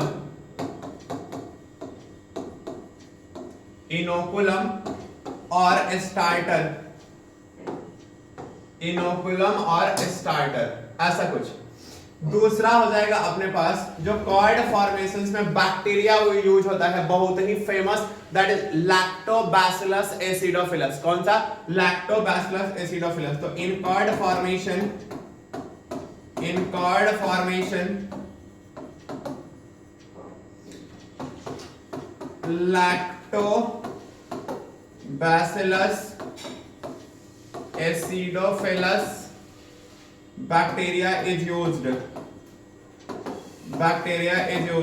इसमें जो टेम्परेचर चाहिए होता है वो 40 डिग्री सेल्सियस, और रिक्वायर्ड टेम्परेचर लास्ट में लिखोगे, रिक्वायर्ड टेम्परेचर जो होता है वो होता है 40 डिग्री सेल्सियस। कितना होता है, 40 डिग्री सेल्सियस।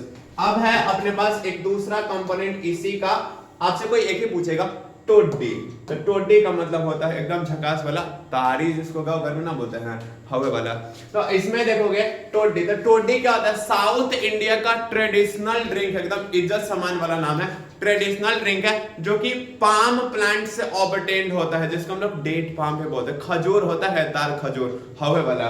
तो यहां पे देखोगे तो it is the traditional drink of south India. दूसरा ये ना पाम प्लांट से ऑब्टेन होता है, it obtained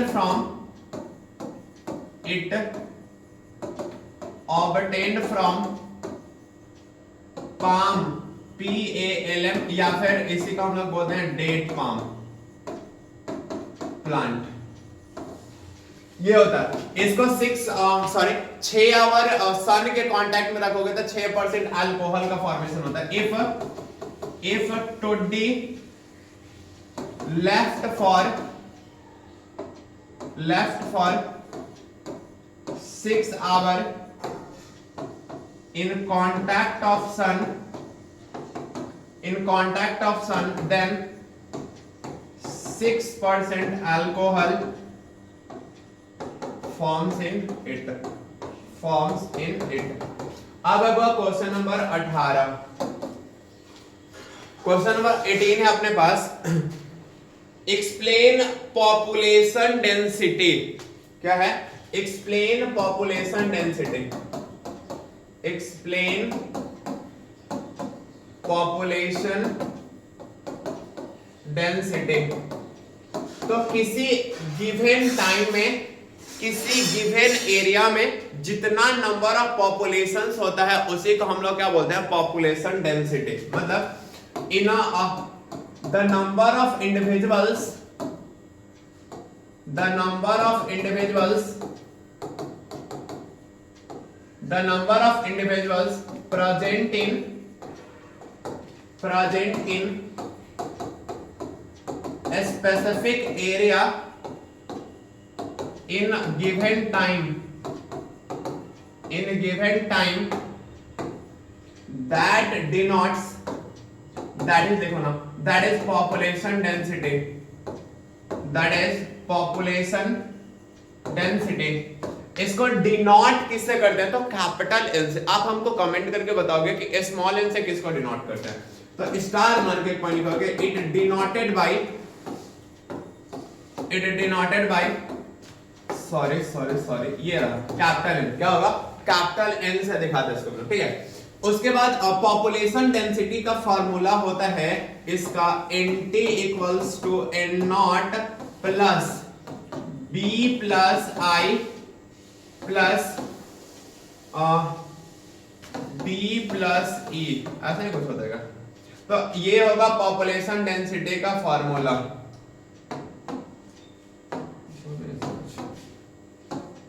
n naught plus b plus i plus d plus e, population density minus, यहां पे माइनस होता क्योंकि जो मरेगा वो घटेगा, मरेगा वो तो घटते जा रहा है।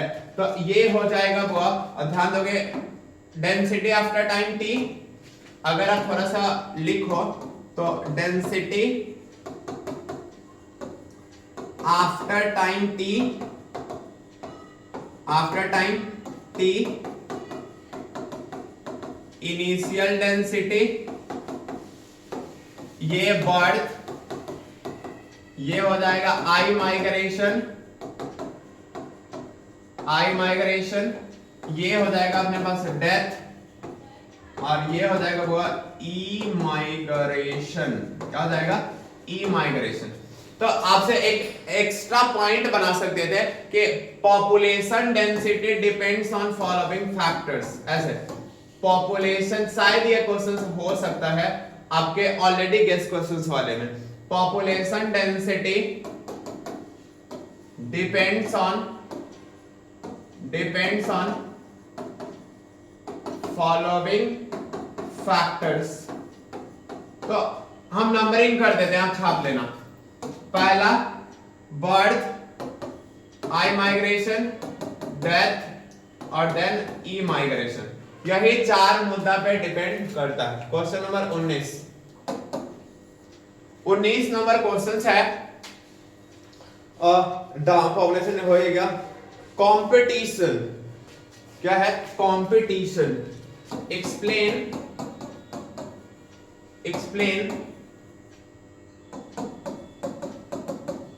कंपटीशन। इसमें गॉस का प्रिंसिपल आपको पढ़ना है। गॉस कॉम्पिटिटिव एक्सक्लूजन प्रिंसिपल, ये दो मुद्दा है।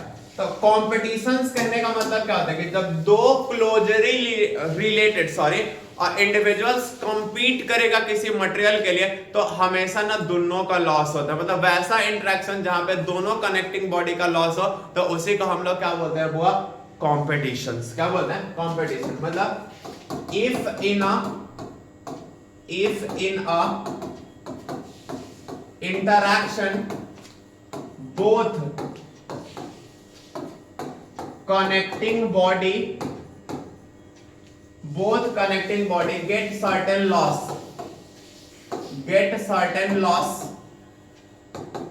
then it is known as competition, then it is known as competition.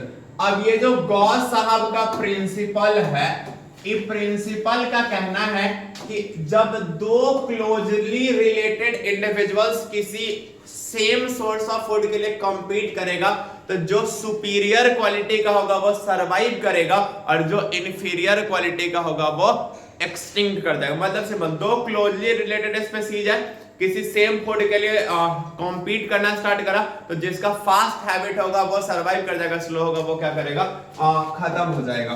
तो लिखोगे इफ, इसका स्टेटमेंट बता रहा हूं, if two closely related species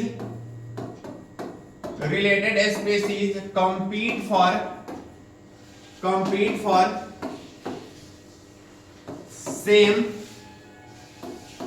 same resource of food, then superior one is survive while inferior one got eliminated। ये होता है।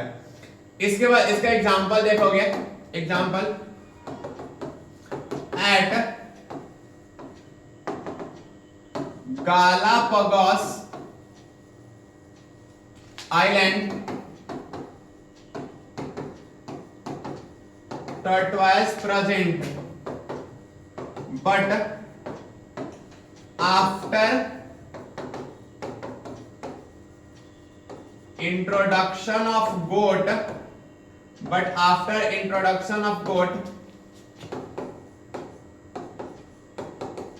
tortoise extincted। तो ये होता है अपने पास क्या, competitions and then Gauss competitive exclusion principle। पर क्या है 20। क्वेश्चन नंबर 20 अपने पास, व्हाट इज प्रीडेशंस, क्या है, व्हाट इज प्रीडेशन, तो प्रीडेशन कहने का मतलब होता है कि जब दो के बीच इंटरेक्शंस हो तो एक को फायदा हो और एक को क्या हो, नुकसान हो, तो उसी का हम लोग क्या बोलते हैं, प्रीडेशन। मतलब if after interaction between two species where one gets certain benefits while other get certain harm,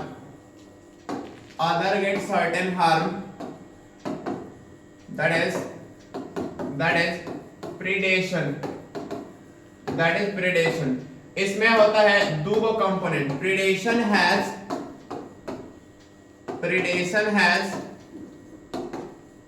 two components, एक होता है prey और एक होता है प्रीडेटर। तो प्रे को हमेशा कुछ लॉस होगा, ऑलवेज हैव सम लॉस, और predator always have some benefits.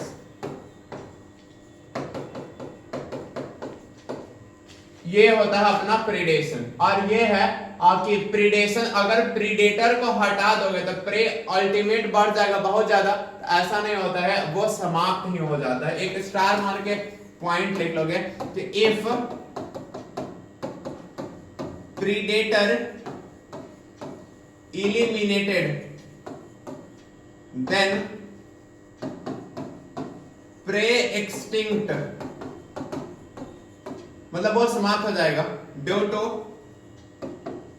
Limited supply of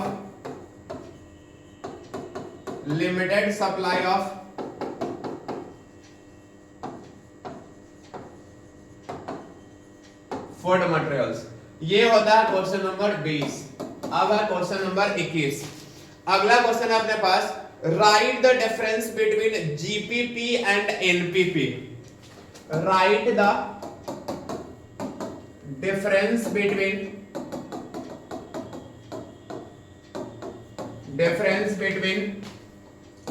GPP and NPP, मतलब इसके बीच आपको डिफरेंस लिख के देना है।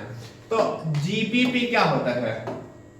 Total formed organic material, GPP NPP, ठीक है। जैसे मान लो आप एक महीना में 20,000 रुपया कमाए, दैट इज जीपीपी, आप टोटल कमाए। अब उस कमाई में से 2,000 रुपया खा गया, 2,000 कपड़ा वाला को दे दिया, दूध वाला को दे दिया, 1,000 रुपया, मान लो कितना हो गया, 2,2 5,000 रुपया का हटा दो तो बचा कितना 15। तो आप नेट कितना कमाए? तो 15,000 ना, 5,000 रुपया तो खर्चा हो गया। तो यही चीज यहाँ पे कि टोटल जो एक साल में ऑर्गेनिक फूड मटेरियल बना, दैट इज जीपीपी, उसमें से प्लांट कुछ अपना लॉस कर देगा, क्योंकि उसको भी तो मेटाबॉलिक एक्टिविटी कराने के लिए एनर्जी चाहिए, तो लॉस कर देगा। तो उस लॉस को हम लोग दिखाते हैं आर से। किससे दिखाते हैं? आर से। एंड देन उस लॉस को टोटल में से घटा दोगे तो जो बचेगा उसको हम लोग क्या बोलते हैं? एनपीपी। मतलब the total amount of organic food material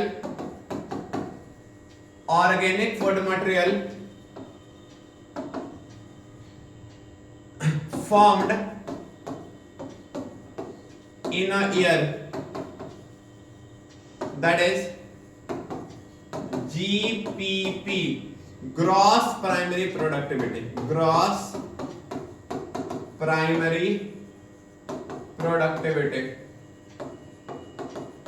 कहीं इसका फुल फॉर्म ना ऑब्जेक्टिव में पूछ ले, मैं भी पूछ ले। अब है अपने पास क्या? एनपीपी। तो एनपीपी कहने का मतलब जो प्लांट अपने मेटाबॉलिक एक्टिविटी में अमाउंट ऑफ एनर्जी लॉस करा, दैट इज रेस्पिरेटरी लॉस, उस लॉस को हटा दो जो बचेगा सो। तो एनपीपी का होता है कि if respiratory loss by plant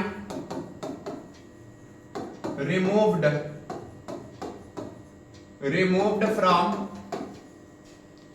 GPP, then remaining amount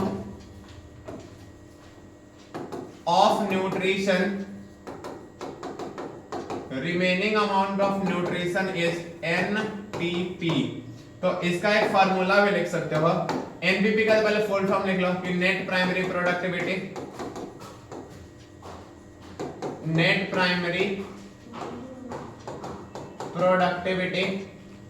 and then इसमें अगर आप लिखोगे एनपीपी का फार्मूला, मतलब फार्मूला, तो वो हो जाएगा जीपीपी माइनस आर। आर क्या होता है ये पूछता है, तो रेस्पिरेटरी लॉस, ये क्या है? Respiratory loss. उधर एक और आर था, तो वो छोटका आर था, तो वो बायोटिक पोटेंशियल होता है या फिर natural rate of intrinsic increase. Question number 22। Question number 22 है एक्सप्लेन लिंडेमैन एनर्जी लॉ। तो क्या है? एक टॉपिक लेवल से दूसरे टॉपिक लेवल पर 10% एनर्जी ट्रांसफर होता है, ये तो है। एक्सप्लेन लिंडेमैन, ये कौन सा है? हाँ, लिंडेमैन energy law.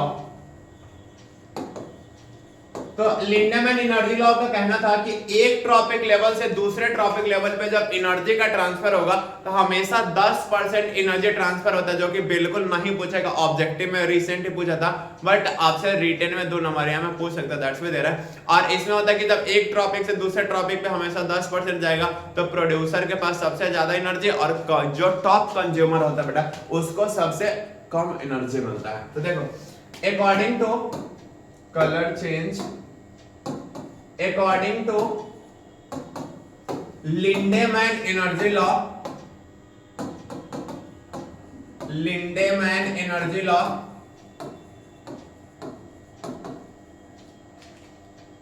about 10% energy transfers transfers from one generation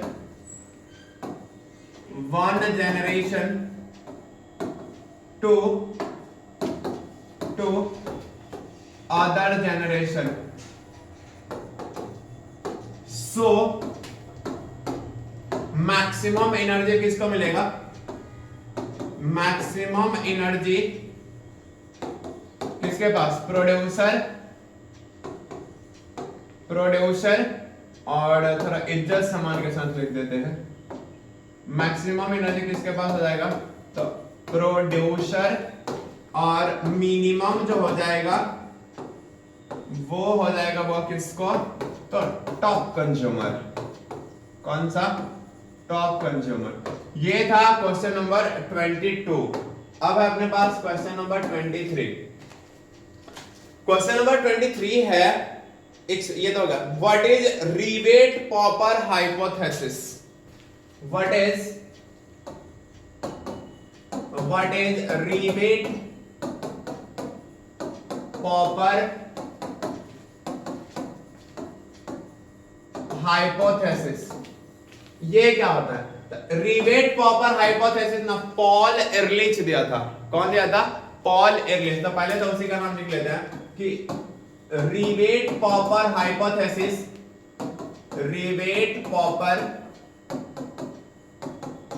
hypothesis was given by Paul Ehrlich.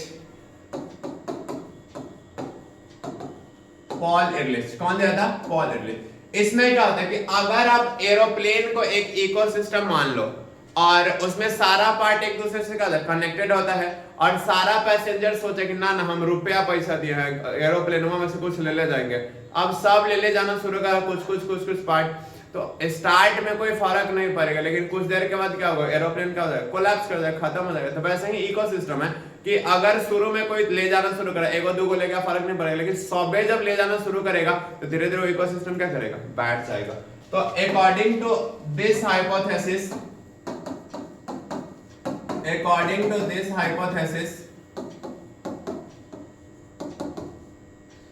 if an aeroplane, ऐसे लिखो, if a aeroplane is taken as ecosystem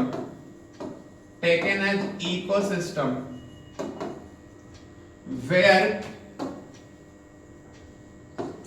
all part, ऐसे लिखो, where every passenger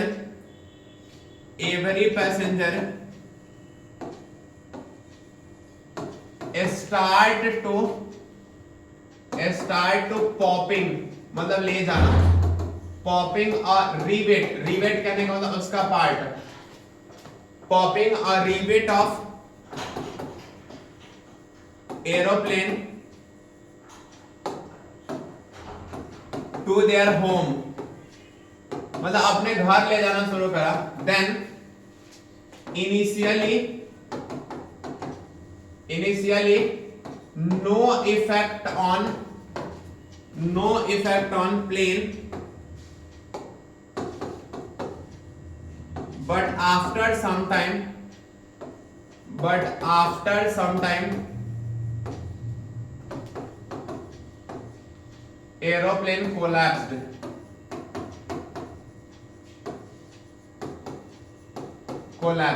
means ecosystem क्या करेगा? Collapse कर जाएगा। Means ecosystem collapse. यही होता है अपना rivet-popper hypothesis. Question number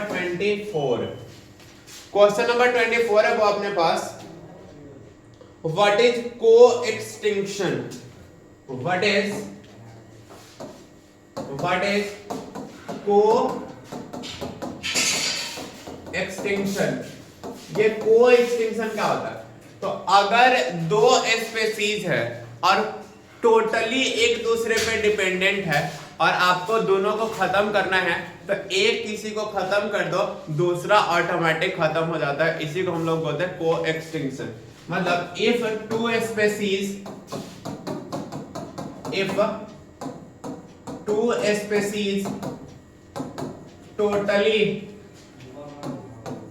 totally depends on each other where if one species got eliminated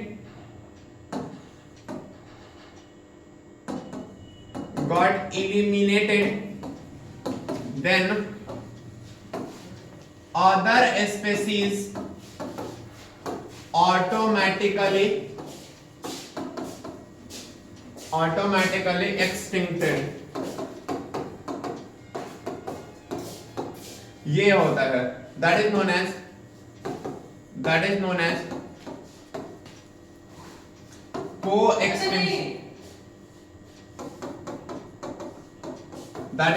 co-extinction.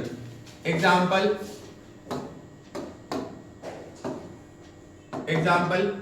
वो इंसेक्ट कॉल्पा, मॉथ, या फिर ऐसे फिग वैस्प लिख लो,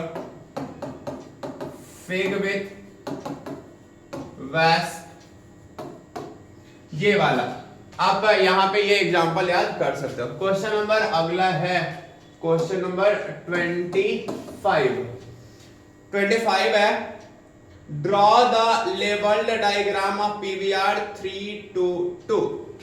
ड्रॉ द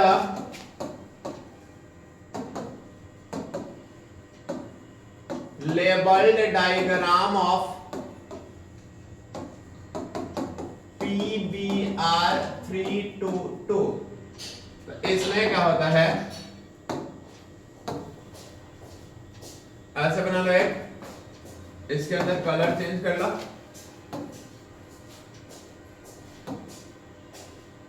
ये रहा, फिर इसको बांट लीजिए ऐसे ऐसे ऐसे ऐसे, ये रहा। उसके बाद इसमें नाम लिख लो, इको R1 ऐसे, इको R1, क्ले 1, उसके बाद होता है, और ये क्या था, उसके बाद अपने पास हिंट D3, यहां हो जाएगा PVU1, PSP1, इधर हो जाता है BAM H1,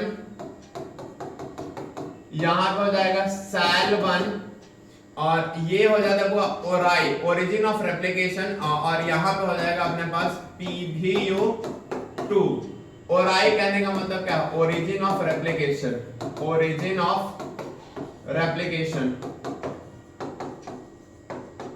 और इसको हम लोग बोलते हैं थोड़ा सा एम्पिसिलीन रेसिस्टेंट साइट, एम्पिसिलीन रेसिस्टेंट साइट, और इसको हम लोग बोलते हैं tetracycline resistant site. Question number 26, page में खत्म होना है। क्वेश्चन नंबर 26 अपने पास, व्हाट इज बायोलिस्टिक और जीन गन मेथड, और एक है व्हाट इज फर्मेंटर, इसी में है। क्वेश्चन है व्हाट इज, ए में है बायोलिस्टिक और जीन गन मेथड, बताइए बंदूक वाला रंगदार वाला क्वेश्चन, और बी में लिखोगे बायोरिएक्टर और फर्मेंटर, ये है। तो इसमें अगर आप ध्यान दोगे, अगर ध्यान दो थोड़ा सा, तो हम लोग पहले इसके बारे में लिखते हैं। बायोलिस्टिक मेथड में इसमें हम लोग क्या करते हैं, गोल्ड या टंगस्टन का प्लेट ले लोगे ऐसे, ये गोल्ड और टंगस्टन प्लेट, क्या है, गोल्ड और टंगस्टन प्लेट लोगे, इस पे जो डिजायर्ड जीन होगा उस जीन को कोट कर दोगे, डिजायर्ड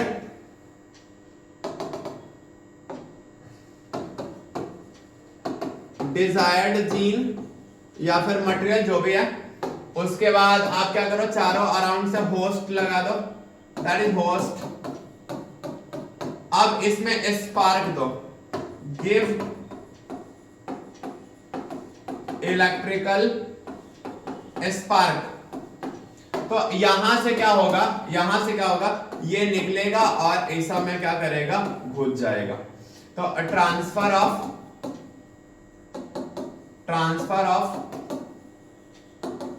डिजायर्ड जीन, ये होता था। इसका लैंग्वेज फ्रेम कर लीजिएगा कि टंगस्टन प्लेट लेंगे या फिर गोल्ड का प्लेट लेंगे, उस पे हम लोग डिजायर्ड जीन का कोट करेंगे एंड देन उसके चारों तरफ से क्या करेंगे, ये होस्ट को अरेंज कर लेते हैं, क्योंकि पेज खत्म होने वाला है तो इसलिए कट कर रहे हैं थोड़ा सा। अब यहाँ पे करोगे तो फिर स्पार्क दोगे तो ट्रांसफर होगा, उसमें क्या करेगा, घुस जाएगा। तो यही होता है अपने पास क्या, बायोलिस्टिक मेथड या फिर जीन गन मेथड। मतलब कि अगर एक छोटा सा ऐसे गोला करके लिख ही दे तो ऐसे कि in this method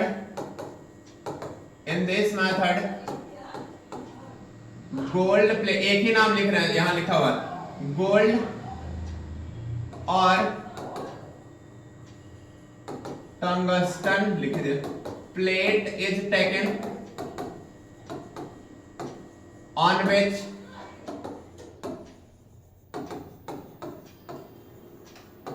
desired gene arranged around which host arranged, so after electrical spark desired gene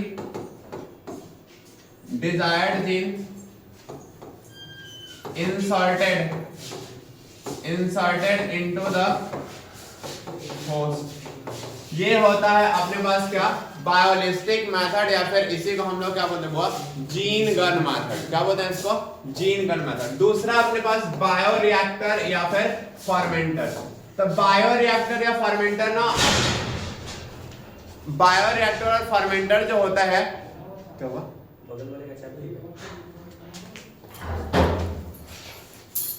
bioreactor और फर्मेंटर जो होता है वो ना वैसा प्रोसेस है ना जिसमें एक्स्ट्रा अमाउंट, मतलब more amount of protein formations के लिए स्पेशलाइज्ड फेवरेबल कंडीशन प्रोवाइड करते हैं। मतलब it is the process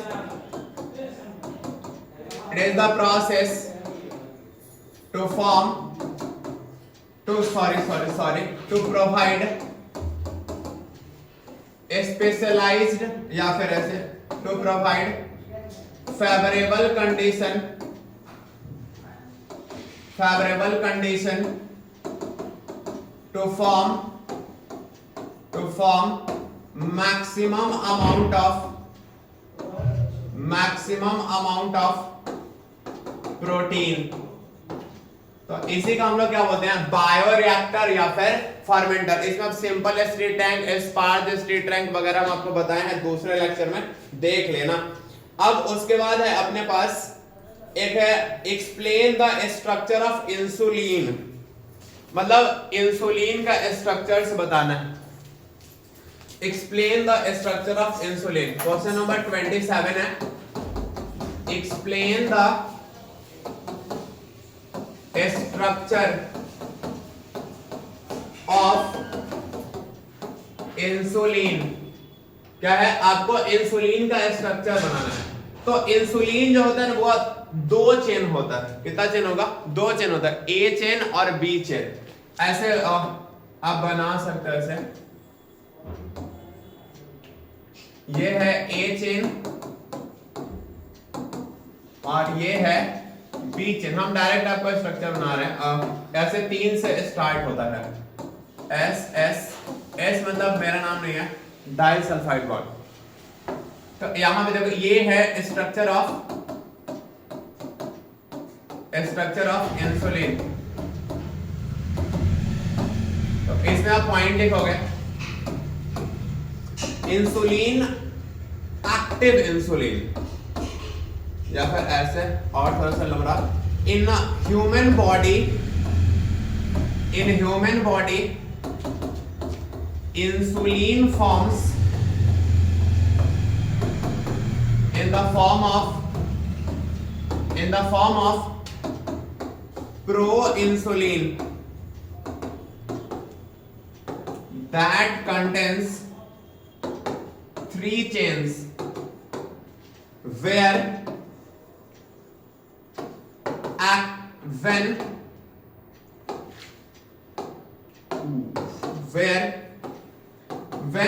proinsulin converted into active insulin,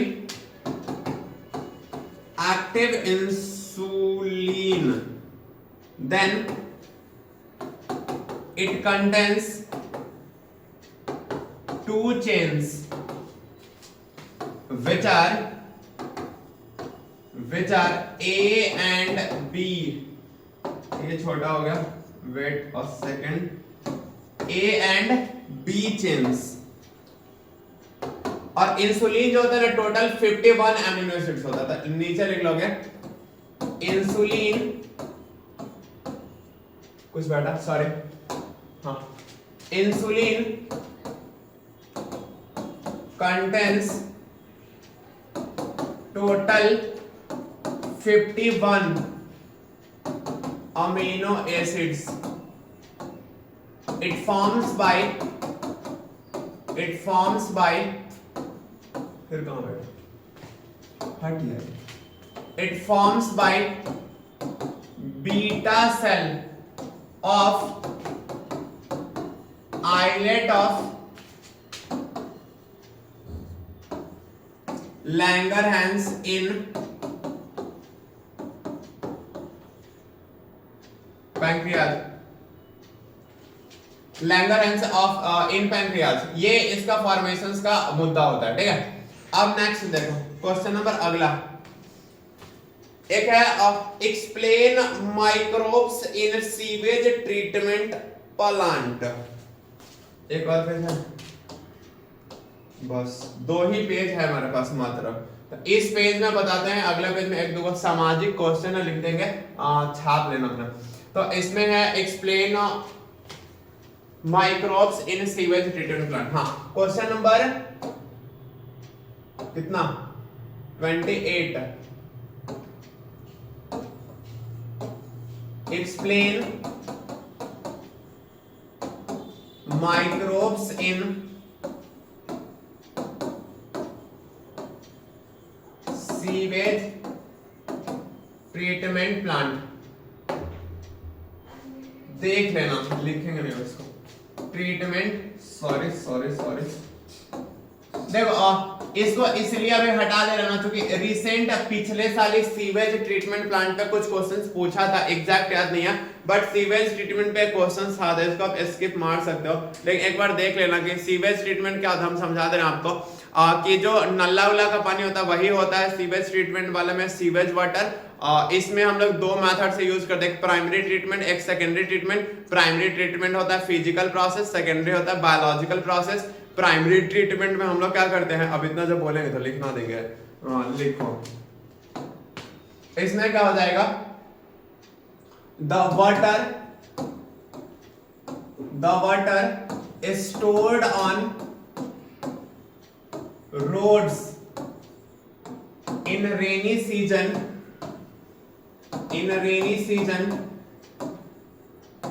that is known as sewage water. A treatment performs in 2 ways. Treatment performs in, ऐसे बहुत rare chance है कि question है, ट्रीटमेंट परफॉर्म्स इन 2 ways, या फिर ऐसे बोल सकते कि नहीं आएगा, क्योंकि क्वेश्चन रिसेंट नहीं पूछा, पिछले साल इसको पूछा था। एक होता है प्राइमरी ट्रीटमेंट, तो इसलिए हम ज्यादा इस पे भाव नहीं देंगे, नॉर्मल करके छोड़ देंगे। प्राइमरी ट्रीटमेंट, और एक होता है अपने पास सेकेंडरी ट्रीटमेंट। जो ऑब्जेक्टिव के लिए आपको याद रखना है वो मुद्दा ये है कि प्राइमरी जो होता है वो फिजिकल प्रोसेस होता है और वो बायोलॉजिकल प्रोसेस है। ये है फिजिकल प्रोसेस, फिजिकल प्रोसेस, और ये है अपने पास बायोलॉजिकल प्रोसेस। देखो इससे भी आप लोग को ऑब्जेक्टिव धराएगा, रिटर्न वाला जितना लिखा 5-7 ऑब्जेक्टिव तो उसी से धरा जाएगा। इसमें हम लोग क्या करते हैं कि in this process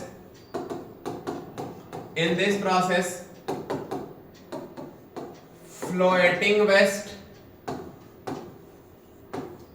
and dust particle removed. देखो हम शॉर्ट में इसलिए लिख रहे हैं क्योंकि मेरे पास पेज ही नहीं है तो दैट्स व्हाई। अब ऐड करेंगे ना तो ब्राउन पेज ऐड होने लगता है, तो बहुत अच्छा नहीं लगता, दैट्स व्हाई। रिमूव्ड, इसमें क्या करोगे, टैंक वगैरह में रख के मिलाते हैं देन छोड़ देते, जैसे बालू वाला एग्जांपल है तो वो वाला। इसमें क्या होता है, in this process organic waste are removed. इसी में फ्लॉक्स का फॉर्मेशन होता है, इसी में बीओडी होता है, तो बीओडी अलग से बताए हैं इसलिए छोड़ दो। अगला क्वेश्चन है क्वेश्चन नंबर 29। अब ये मेरे पास यूज करने वाला लास्ट पेज है, तो हम इसमें आपको 2-3 क्वेश्चंस देंगे, याद कर लेना, मतलब लिख लेना बुक से। What are the effects of drugs and alcohol abuse? What are the effect of drugs and alcohol abuse? ये वाला क्वेश्चन नंबर, इस सामाजिक क्वेश्चन है, आप नॉर्मल लैंग्वेज बना के आप लिख सकते हो। क्वेश्चन नंबर 30 है, जस्ट वेट अ सेकेंड, एक पढ़ लेना आप, Hershey and chess experiment. Explain Hershey and chess experiment. अगर आएगा तो फर्स्ट नंबर में आएगा। क्वेश्चन नंबर 31 एक है steps of DNA replication. Steps of DNA replication बहुत रेयर है, लिखेंगे नहीं, प्रूफ नहीं देना बाद में। हाँ, अगला एक last transcription in eukaryotic and prokaryotic cell. 32 transcription in eukaryotic and prokaryotic cell. ये होता है आपका क्वेश्चन रिटेन वाला समाप्त, जिसमें आपको 35 आउट ऑफ 35 मैच करेगा। BSEB 2026 फैक्ट्स है, याद कर लेना। प्रूफ में हाईलाइन यूज करेंगे दिखाने में। चलो, ये था आपका लास्ट वाला ऑब्जेक्टिव नहीं सब्जेक्टिव 2 मार्क्स 5 मार्क्स का गेस क्वेश्चंस वाला सीरीज का अंतिम वीडियो। इसके बाद आपको नहीं मिलेगा रिटेन क्वेश्चंस। अब जो भी मिलेगा ऑब्जेक्टिव तो इसको अच्छे से लिखो, नहीं करे हो तो कर लो, क्योंकि मिलना इसी में से है। चलो बाय बाय, गुड नाइट, अच्छे से मेहनत कर, धन्यवाद।